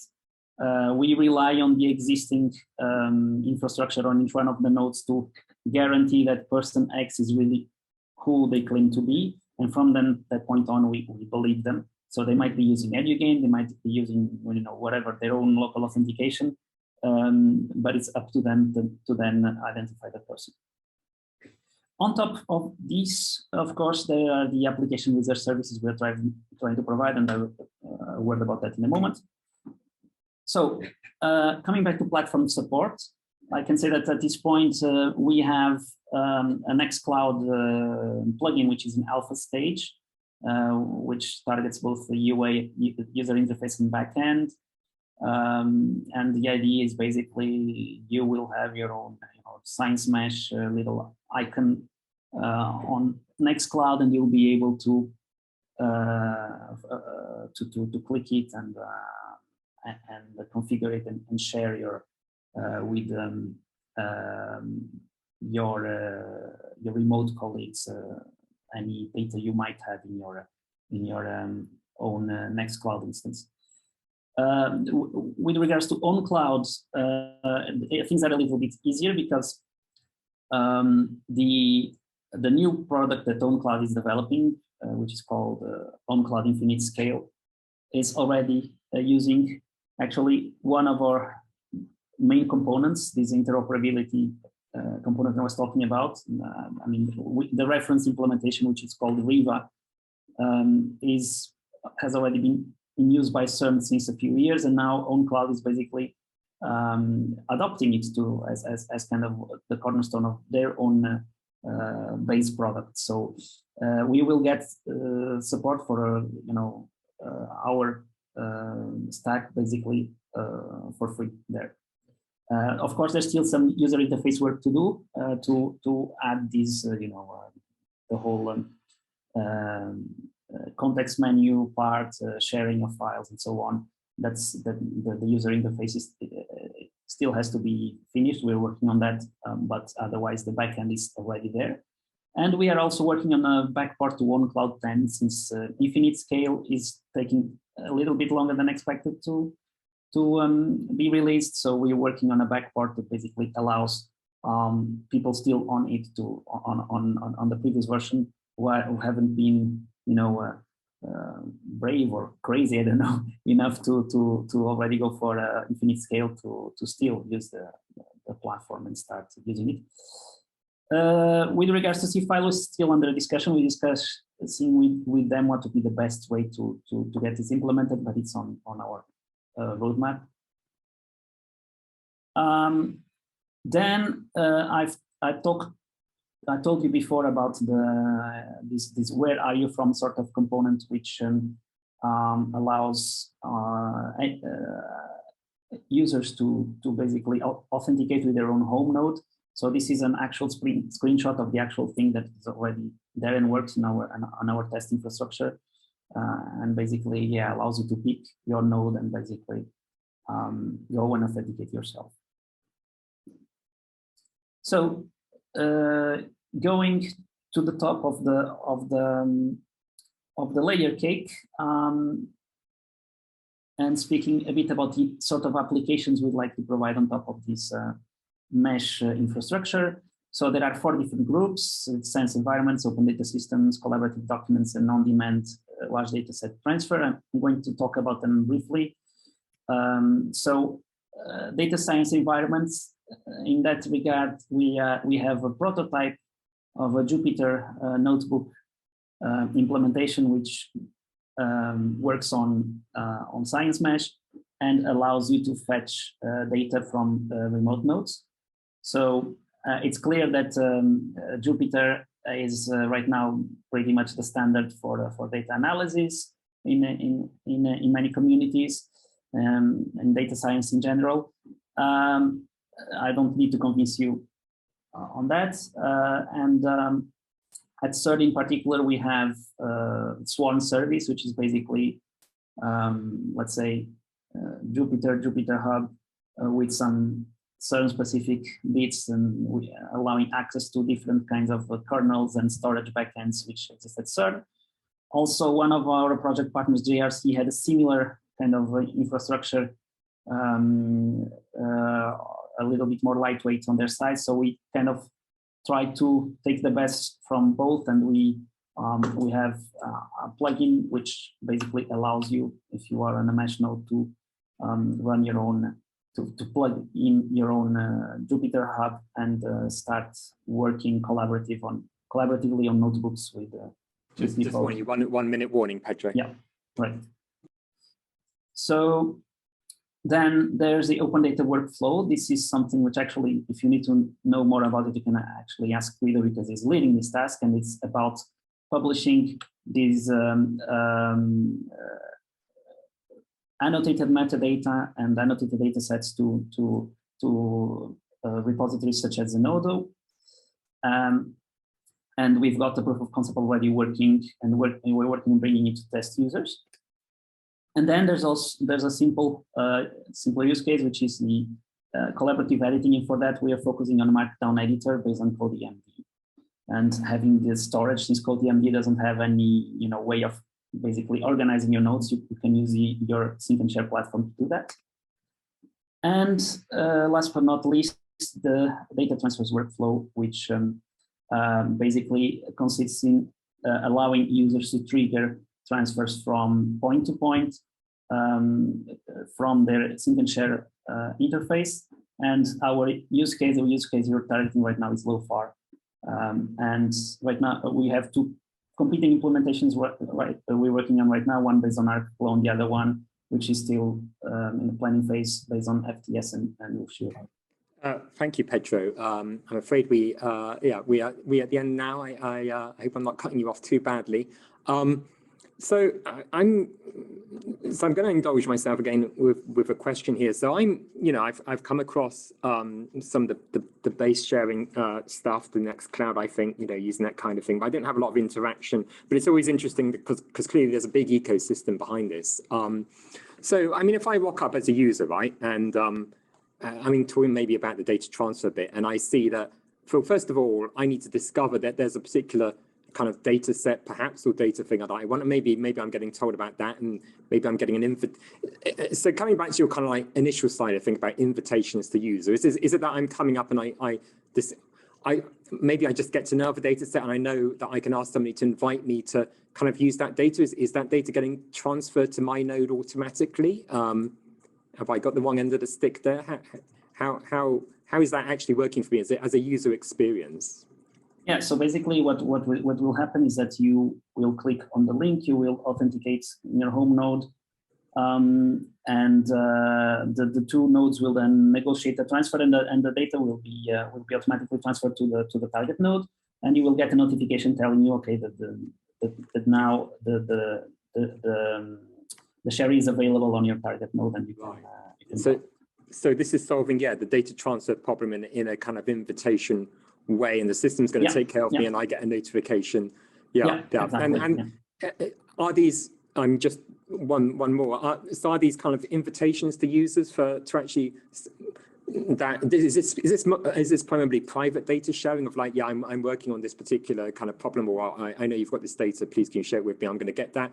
Or is there also a kind of a public element of like, okay, there's some way of discovering that data is available from this node, but to actually work in it, I need it kind of on my local node, and then I can just kind of get it somehow.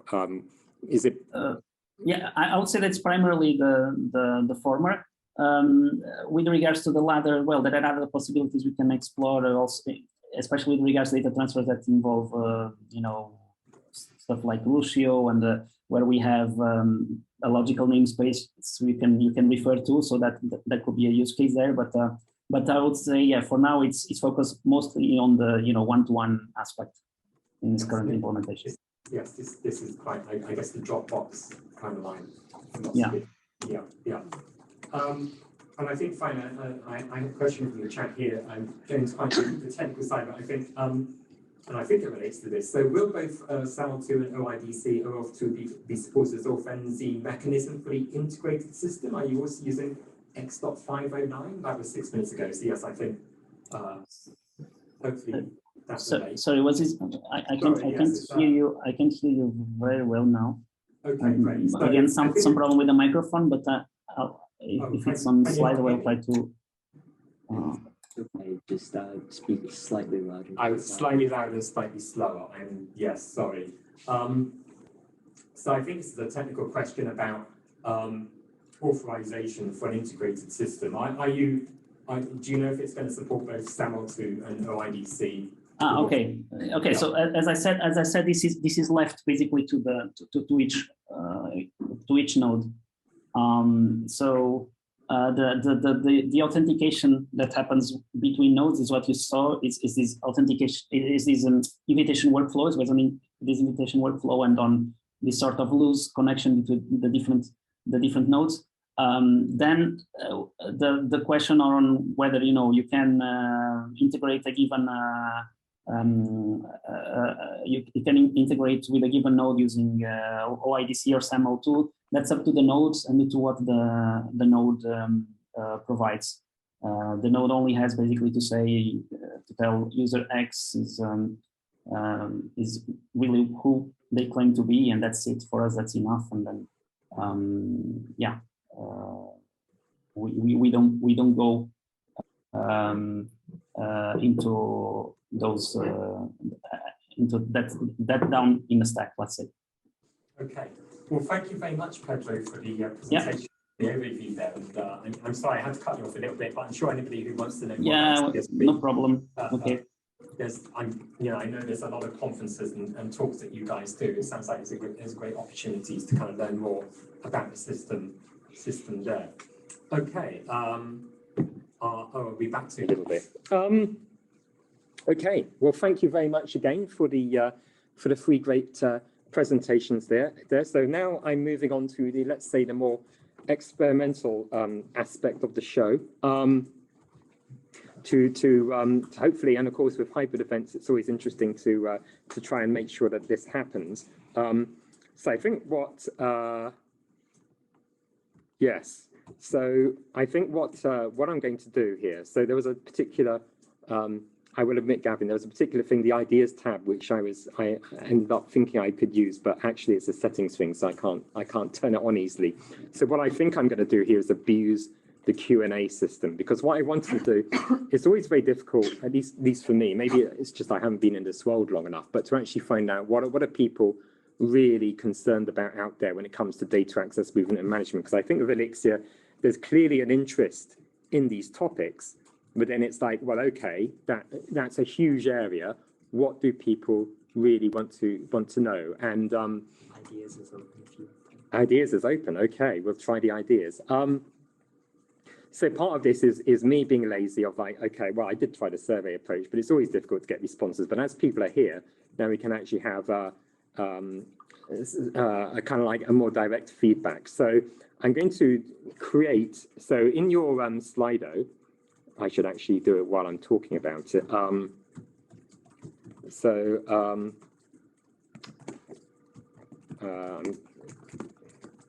to send to you. Okay, so I'm going to hopefully it's not too offensive if I shorten this to DAM. Did that actually work? Okay, great. So this really should play off, hopefully, of all the presentations we've heard today, that they will feed into the kind of things that we heard. So it's not maybe, so I've posted this topic, and if you go to Slido, you'll see that your screen has hopefully switched to it, but basically it's like what damn topic is of most concern to you. I'm not sure I should have put it quite that way. So we've heard about things like data virtualization is kind of like an interesting area, clearly trying to expand that. Maybe that's for people with kind of larger data sets, but then there's also the more day-to-day kind of concerns of how do my users actually access data, and is that my chief concern? So I think what I'm going to ask is if people can kind of like, and I will look at the Zoom chat as well, and hopefully we can actually have some people kind of like directly speaking.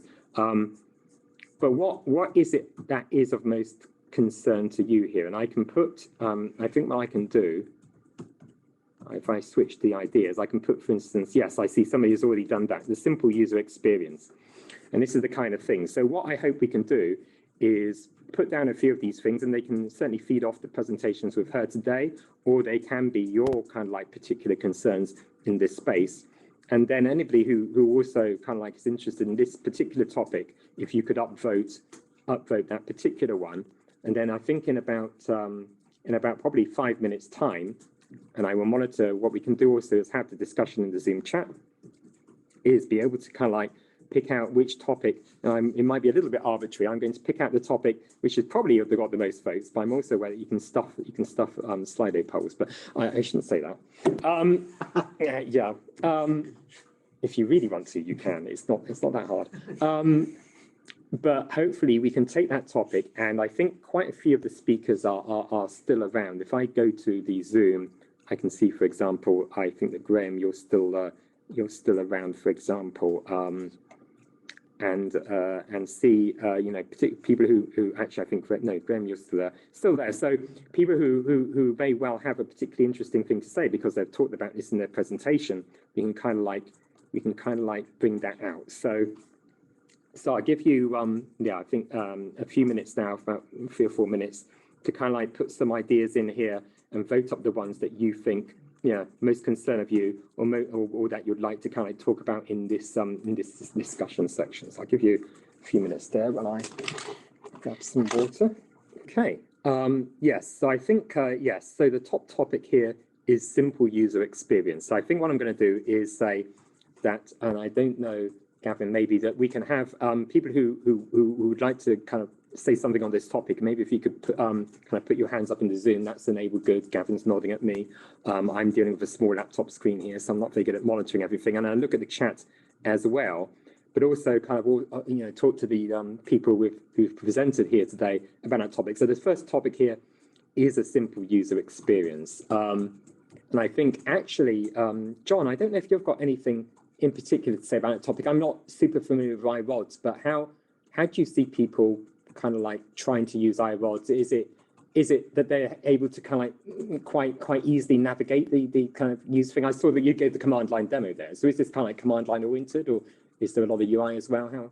It's a really good point. It's a consistent feedback we've had from our users is to put it another way, don't make me think. So yeah, the general feedback we've had from our users and people is that the command line is good for power users and the bioinformaticians and pipelines and stuff like that. But for the average user, it's way too complex. You know, as people have mentioned before, it's another tool they need to learn, and every time they need to relearn it because, you know, that kind of thing. So the general, what we've been doing is putting this web UI in and things like that. But the general feedback has been, how do we make this just kind of work for people in a way that's that doesn't require them to learn yet another tool? And this is a bit of a tricky problem all round, but we haven't really got a good answer for it yet, other than, as I mentioned before, trying to get in this natural language search tools and a web interface and kind of things like that. And that is an area that we're openly exploring at the moment with people. So that's something I'm interested in with other people's feedback as well, if I'm honest.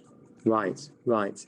And I think I see Carol in the chat. You're advocating the simple user experience, but Pedro, maybe maybe you could say something about the user experience, because you know, from my interaction with, I think the cloud tools, they are, you know, that Dropbox paradigm is a simple paradigm. You know, it tries to not make life, as Guido was saying, not make it easy to understand what's going on, and not a huge amount of complexity. But what's your emphasis there with CS3 Mesh? Is that something you're very concerned with, that simple user experience? I think that's exactly one of the premises of the project, is exactly to provide an easy gateway between researchers, users themselves, and services which some of them already exist, and they're either, you know, living in their own separate islands, and you would have to kind of switch context to use them, or maybe they have some, you know, an intelligible interface, or require some manual work to be used. So that's I think at the very essence of the project, and I think it's one of its selling points indeed. Right. Is there anybody with hands up, Gavin? That sorry, maybe I should try and monitor. Frederick. Yeah. Frederick, please go ahead. Yeah, I just wanted to add there that I think also the integration into services people are using, I think you hinted to that, Pedro, is really important. I mean, we've seen Galaxy, but also HPC systems, or some cloud platform that runs Nextflow. All the things people are already using, they need to get the data in somehow. So that integration will be extremely important, especially for the non-bioinformatic users. I mean, we can't expect biologists to mount shares and I don't know what on server level. So I think that's part of that, and it's a huge challenge. Yeah. Guido, you Permission to say anything about this? permission granted. Thank you. Yes, but for those to happen, we as infrastructure providers need to have a reasonable sense of this being useful. If I were to, I keep sounding negative, I don't mean it this way, but if I were to engage with everybody who says, I'd love an integration, who might not be serious, I'd be doing hundreds of them.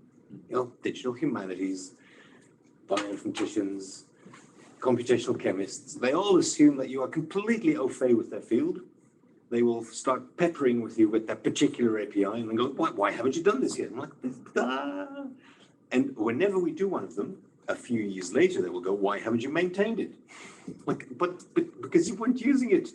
So what we need is convergence, desperately need convergence, which is also why after 10 years of doing this, I advocate so strongly for finding tools that a lot of people use, and then when you have them, only then do you go to higher requirements. Don't start with the higher requirements. But if we find them, and if there are, which is why we did the whole Galaxy integration, because we have a running project and a pledge from Bioinformatics, Biocommons Australia, that they will use this for the duration of the project, and then let's see how this goes. It got accepted upstream in the Galaxy project. Those to us feel like really healthy ways of addressing the future. And then when we, as infrastructure providers, have a project to spread those learnings across different nodes and get broader uptake that way, that's healthy, vertical and horizontal, but it needs pledges, and they are cultural, not technical. So, which is why I'm really happy that this workshop exists in the life science, and I finally get to meet you and sit here, because a lot of disciplines aren't at this level of readiness yet. Apparently, and we were discussing this yesterday over dinner, but apparently you first need to hit a particular level of sort of adulthood before you realize that building all of your own tools and toys and kit might not be. Yeah. I think it's going to be interesting what we see with EOSC. Yeah. Because yes, getting exposure to other people's kind of tools and processes, but then also how to bring them together. Because I think there's a reluctance to go and abandon your own systems to use somebody else's, federation of systems approach. Well, it is its own complexity. It is less the things you say yes to, it is more the things you say no to. That is where the growing up, the growing pains actually start. Yeah. And only when you realize that you can't support absolutely everybody's own little hobby horse, and you need to tell a lot of people, look, you're going to have to be happy with this particular brand of hobby horse. That's when the true strength of the numbers starts to work. Yeah. Which is it's both a good as well as a bad message. Some people will be happy, and some people will just throw a wobbly. Graham, I don't know if you're still there. If you had any perspective on the user experience kind of thing, because I mean, actually, I'm sure you know. So, it's a particular is the harmonization and mapping of metadata, because having metadata is useless unless others can understand it. So, yes. Again, I don't know who's best placed to have any particular comment on that. I mean, I think, John, you're probably exposed to various different kind of metadata standards. I know you talked a little bit about that. Or you can come over by me alternatively and see musical chairs. Well, I've got a couple of thoughts, but that's really all we are. I think the end users of our service are probably better based for this, but I know there's kind of two things. You know, one thing is that we get asked quite a lot, you know, how have we deployed iWords, how's it working for us, that kind of thing. And the following question from that is always, how do you get users to tag stuff with metadata? And the honest answer is we don't. And because most of the success of our iWords have been where the pipelines are automatically putting stuff into iWords. And so if it's a pipeline, you can get it to automatically tag the data as it goes in. You know, and once you've done that code once, it does it for all the data that goes in. And so you get all of that functionality. The other thing that iWords in particular can do is that part of the rules engine behind it is you can get it to use stuff like NetCDF, I think it is, to automatically extract data out of a file when it gets ingested to kind of populate the metadata fields as things go in. And that, because it's an automatic ingestion, you follow standardized protocols. And the third thing, as I mentioned before, is that you can get there's a number of different projects, certainly within the iWords space and therefore probably elsewhere, that allow you to set templates on metadata that, again, enforce restrictions on the data that goes in. But none of that can really happen without people agreeing what kind of metadata they want on the files in the first place, which comes back to what do people want and what are they going to agree on. Yeah, it seems a cultural thing. Martin, I don't know if you had any kind of, obviously very much from the physics side of the community, what the situation was like over there in terms of metadata, enforcing metadata standards? Well, I can answer that, but Frederick was first. Oh, was he? Sorry, Frederick, I might be missing things. Yeah, Frederick, please go ahead. No worries. I agree with what was said before. For me, it's important to make here a separation of concerns. From the data platform, it should not really matter which metadata is in there. I think we might want to harmonize on some high-level things to kind of, on the technical side. I mean, just one stupid example, how big is a file, that there's a kind of agreement on that, but I think that's not the biggest issue. I think all the domain-specific stuff from a platform side, we shouldn't care about. We should enable people to kind of have the flexibility they need. But if we need to be involved in harmonization or mapping, then we're never going to get there. This is so much work. I've been involved in a few that this we really need to put this in hands of the experts in the domains and just be as agnostic as we can, except maybe for some technical aspects. Okay, thank you. And sorry, Martin, yeah, if you want to go ahead. Yeah, so that was, I certainly agree with what Frederick just said. So in my field, energy physics, basically there was the same let's say there were the same arguments, right? So easy things like the file size or maybe number of events or something like that, right? You can get agreement on, right? But then it quickly goes into all kinds of directions depending on the experiment that you're in. I mentioned earlier during my talk that Atlas and CMS are both using Ruscio, but in very different ways. And in fact, right, there were people in CMS that were not convinced, let's say, that Ruscio was the right thing to use because they felt it was overly complex. Right, so Atlas, let's say, needed a lot more complexity to be supported by the data management framework than CMS. In the end, of course, they decided, hey, if it can work for Atlas with all that complexity, surely it will work for us, right? And then Dirac is yet another system, right? And the fourth experiment that I have not mentioned at all, Alice, they have a completely different system. So since I have the mic indeed, I didn't mention it because basically, of course, also their data management framework is of the same, let's say, quality, let's say scalability and such, but it's not ready for being handed, let's say, to outside customers. I just want to, finally ask Ignacio. I mean, you talked about kind of metadata management in your Galaxy data transfer presentation. How do you think is harmonization an issue there, or is that kind of a bit above the kind of level you're dealing with? I don't know. What are your thoughts on that?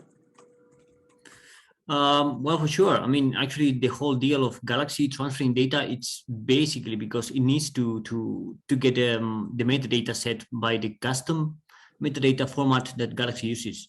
So I was listening to the talk about iRods, where you can, for example, push a Python script that automatically sets metadata. So, for example, I was thinking that in the case of Galaxy, where it has this package already done, so you can actually, for example, push that metadata set into the iRods platform, and then by just, I mean, both the data analysis and the storage confirming to a same metadata standard, then you avoid this transfer back and forth from the storage platform to the computer platform.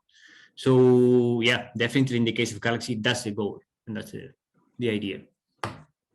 Okay. So I'm just going to see if there's any other hands up on this topic. I think I'm going to go to the third topic then, which I think is one which, again, is constantly coming up, probably forever has been coming up, frankly. I've not been in the field for ever. Is from Mario, sorry, again, apologies if I mangled your name here. We are about long-term sustainability of developed or deployed solutions for data management at large. I know you talked about this in your talk, or you alluded to this in your talk, Guido. I mean, is it that sustainability is going to have to be about convergence and reuse of common infrastructure that you can't sustain a million different or multiple different approaches to this? Is there going to be a forced kind of like people are going to have to start using the same thing, or is that too harsher perspective? I don't know whether you're going to have to do so, but it certainly helps. It certainly doesn't help not to do it. Yeah. If you're going to go it alone, you're going to be the only one supporting it. I mean, we're constantly, I've been talking about sustainability in a lot of the work packages, for instance, in EOSC Life, for example, what's happening there, but also in Elixir and yeah, it's a real concern. But I know it's a perennially difficult topic. I don't know if just for your situational awareness, I think it'd be useful to know that, and I'm stealing CERN's thunder here, but even at the CERN and SKA level, they're thinking about converging some of the data lakes that they're using. And that's people who are funded to run exabyte type installations. Even they're going, can't do this alone. Not just how you technically run it, but also how you articulate this to your funding bodies. Yes. We absolutely need funding to do it alone. It's going to be less and less popular as time goes on.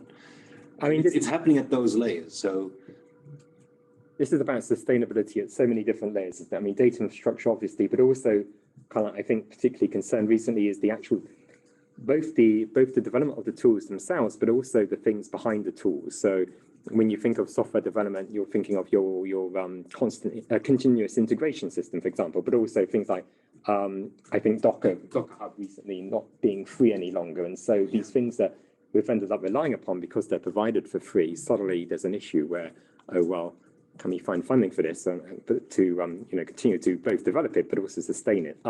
Job retention. Yeah. Training. Yes. No. All the stuff I forget, which is incredibly important as well. Yeah. That's what it takes to sustain something for 10+ years. Yeah. I mean, we're so used to thinking it at the project level. It needs to survive for 3 years. Then we'll write a report that says that it's a success, and then we'll move on. But no, if you're very serious about these things, you need career paths. You need the best engineers to actually have a life after those 10 years. They need to be able to be promoted. And if you're at this sort of organization where after 3 years they go, now it's time to get your PhD, then you're going to lose those devs. Yeah. Which is, and not all orgs are ready to sustain that level of long-term commitment. Frederick, I think you have your hand up for this. Yeah, so within Elixir, what we try to do, and then this is getting higher and higher on the agenda, is for sustainability of services that are, and often at least initiated within projects, is to make sure that the national nodes support them. Because in the end, if you look at funding, the national nodes have orders of magnitude more funding collectively than any single project or even the collection of EC projects that we have. So that's really the way to go. And then preferably not just one node, but several nodes, so several countries that support that to ensure that. So that's the thing that we can kind of organize internally. We're raising this as an important part of how to organize within Elixir towards the future. Another thing is, yeah, you said towards funders that kind of new things should be discouraged. It's an interesting one, of course, because writing the next project of I'm going to implement the technology that CERN did, and there's a kind of pretty low chance that you're going to get this. But if we can set up collaborations where we kind of how to phrase this, adapt or integrate technologies, I'll pick on CERN, that CERN developed into life sciences, that might have a better chance. We've done something with Euroscience Gateway recently. So yeah, maybe we need to think of how we can phrase this and see collaborations we can set up to actually fit with what funders want. And well, we'll also need some policy work to get funders aware that they should maybe change some of the evaluations that they do in this area. It seems there are things we do have in common, but there are whole ecosystems out there of data transfer management tools, which are just because they're in a different field, even though they're really quite generic. All this stuff is fairly generic, and how do we use that? But I do want to bring in Mario, if you've got a microphone, because you brought up this topic. I mean, what's your perspective on sustainability? If you have a microphone, if you want to talk about it.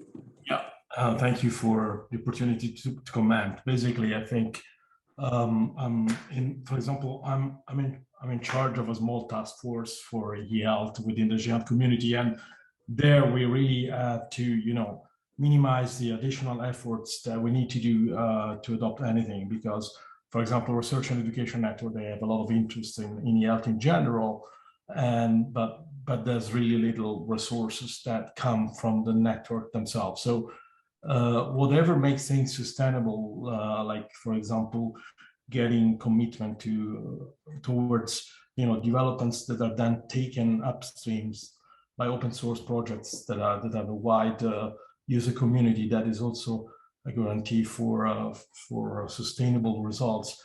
In general, I think avoiding duplication of efforts and having somehow a guarantee that what you're doing, what you develop, is really for an excellent purpose and has a perspective of sustainability. I think that would help. I really feel this in the small task force that we have between the NRENs, but I think it's a general issue. So I really appreciate the comments provided so far by Guido, Frederick, and the others. I think it is an important aspect to take care of. I mean, it's certainly a concern for the long term. Yeah. Okay. I think, let me check if there's any other hands up here. Okay. Martin, you wanted to say something on this? Yeah, just a quick comment on the on what was mentioned about the career perspective, right? So also in my field, right, that's one of the main worries actually, and we have pointed this out more and more to our funding agencies, right? That we have some difficulty basically retaining people that deliver nice frameworks, nice systems, right? And then are sort of forced out of the community. And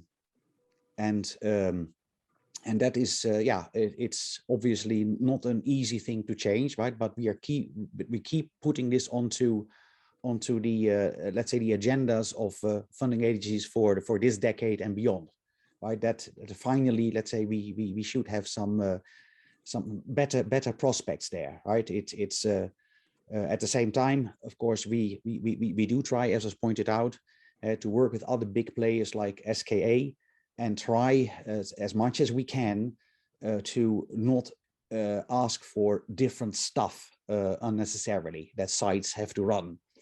So need the sort of the sustainability, let's say, plays at all levels, as was also said a minute ago.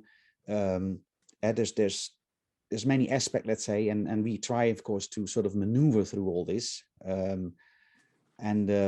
Yeah, that's I would also say part of what we are, right, of what we do. So it's part of the business, but at least, let's say, we can try, let's say, and sort of, you know, avoid, let's say, silly directions if we can. Cheers. Thank you. And I finally want to bring in Rupert. You also had your hand up here. Yeah, thanks a lot for the opportunity. I just want to follow up on what Frederick said before on sustainability and the involvement and the importance to involve member states' contributions. I think that's an absolute essential aspect that cannot be underestimated, and that will be key to enable sustainability of these essential services, in particular for key aspects and key functions like data management, transfer, and all these related and data access management, all these aspects that we have discussed here. Looking at the work that we are involved in say in the EOSC space, in looking at the sustainability work of these task forces, we also see that the member states will be a critical cornerstone in making sustainability possible. I think that's really very important. At the same time, we see a lot of hesitation if you watch the EOSC space on the member states' contributions and the preparedness to actually contribute to aligned and sustained kind of services, even those that are very critical, and as they are discussed today. So I think that's a very important aspect. Thanks. Yes. Now, in the final, what I want to do in the final few minutes here is actually run a final ideas thing, and this is just to ask, what would you like to hear? You know, if we run subsequent events on this kind of thing, what would you like to hear more about? What topics are most important in this space to you? It sounds like it might be duplicating. Actually, I'm kind of duplicating what the topic is most concerned to you. But actually, I think I'm asking something broader, because here one could name particular technologies you'd like to learn about, or particular systems, or even anything kind of like either broader or narrower, I think. So I'm just going to set up this poll for a second. So let me stop that ideas thing. I think that hopefully, does it want to deactivate this topic? Anyway, so let's see. What topic would you like to hear more about? Okay, so yes, so here, let me... While you're doing that, maybe I can take the opportunity to also mention that Elixir is organizing a biohackathon, and there's still room for submitting topics. So this could also be an opportunity to work together on specific technologies. And I think other people in the room will be faster than me to put up the link in the chat to the registration sheet. So, I mean, that could also, if people have ideas, be an opportunity, but the deadline is next week, 8th of April. So. Yes, thank you, Frederick. Yes, so I've posted the topic here. So anything, I think anything in this kind of area, and it is a very broad area, or maybe we have actually covered already things here, and it's kind of like, you know, more of the same. So I think anything in particular, it might be a bit of a vague question. I don't know. We'll see if anything does come up. So don't worry about if there was anything to deliberately put there. Put there deliberately. But I would just run this for a couple of minutes, and then we will close.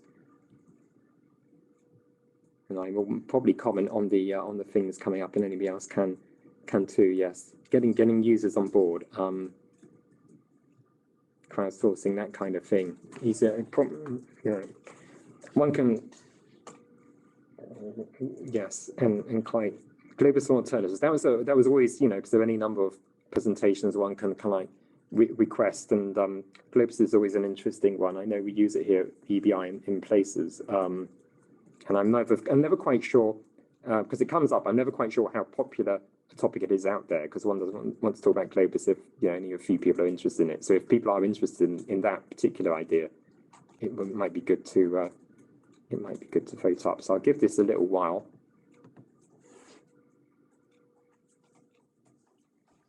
Yeah, so if you allow me, let's say, to comment on that, right? I think, let's say, there is sort of a dichotomy in your user communities, right? You have those basically that want an easy user experience, and that will be fine, right?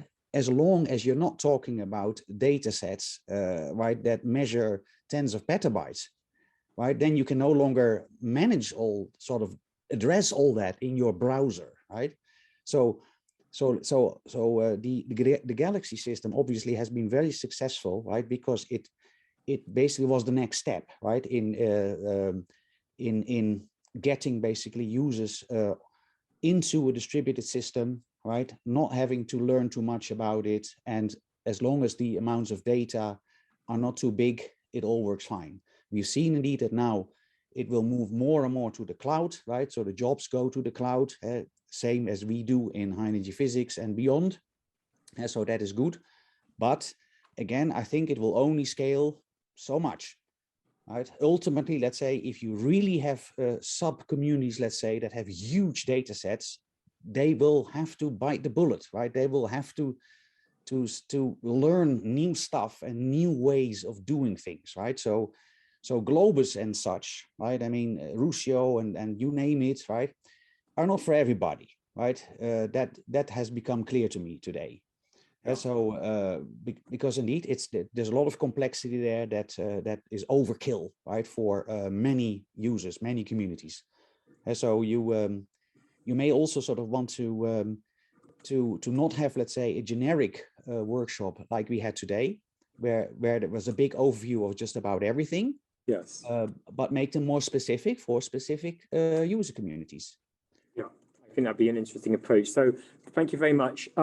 So what I'll do is we'll leave this idea as running. So please continue to put stuff in there and vote stuff up. But other than that, I think we are at the we're just coming past 11:30 UK, 12:30 European time. So just to thank you all for in the audience for coming and being part of this. I think hopefully it was useful to you and to see the different presentations out there. I want to, of course, thank all the presenters. I think they're all excellent presentations and really were informative. And finally, the organisers, the people behind the scenes, like Gavin, who from Elixir, who does a fantastic job of helping everything run smoothly and do something which can be quite complicated to do. So I just want to say thank you very much, everyone, and hope you have a good rest of your day.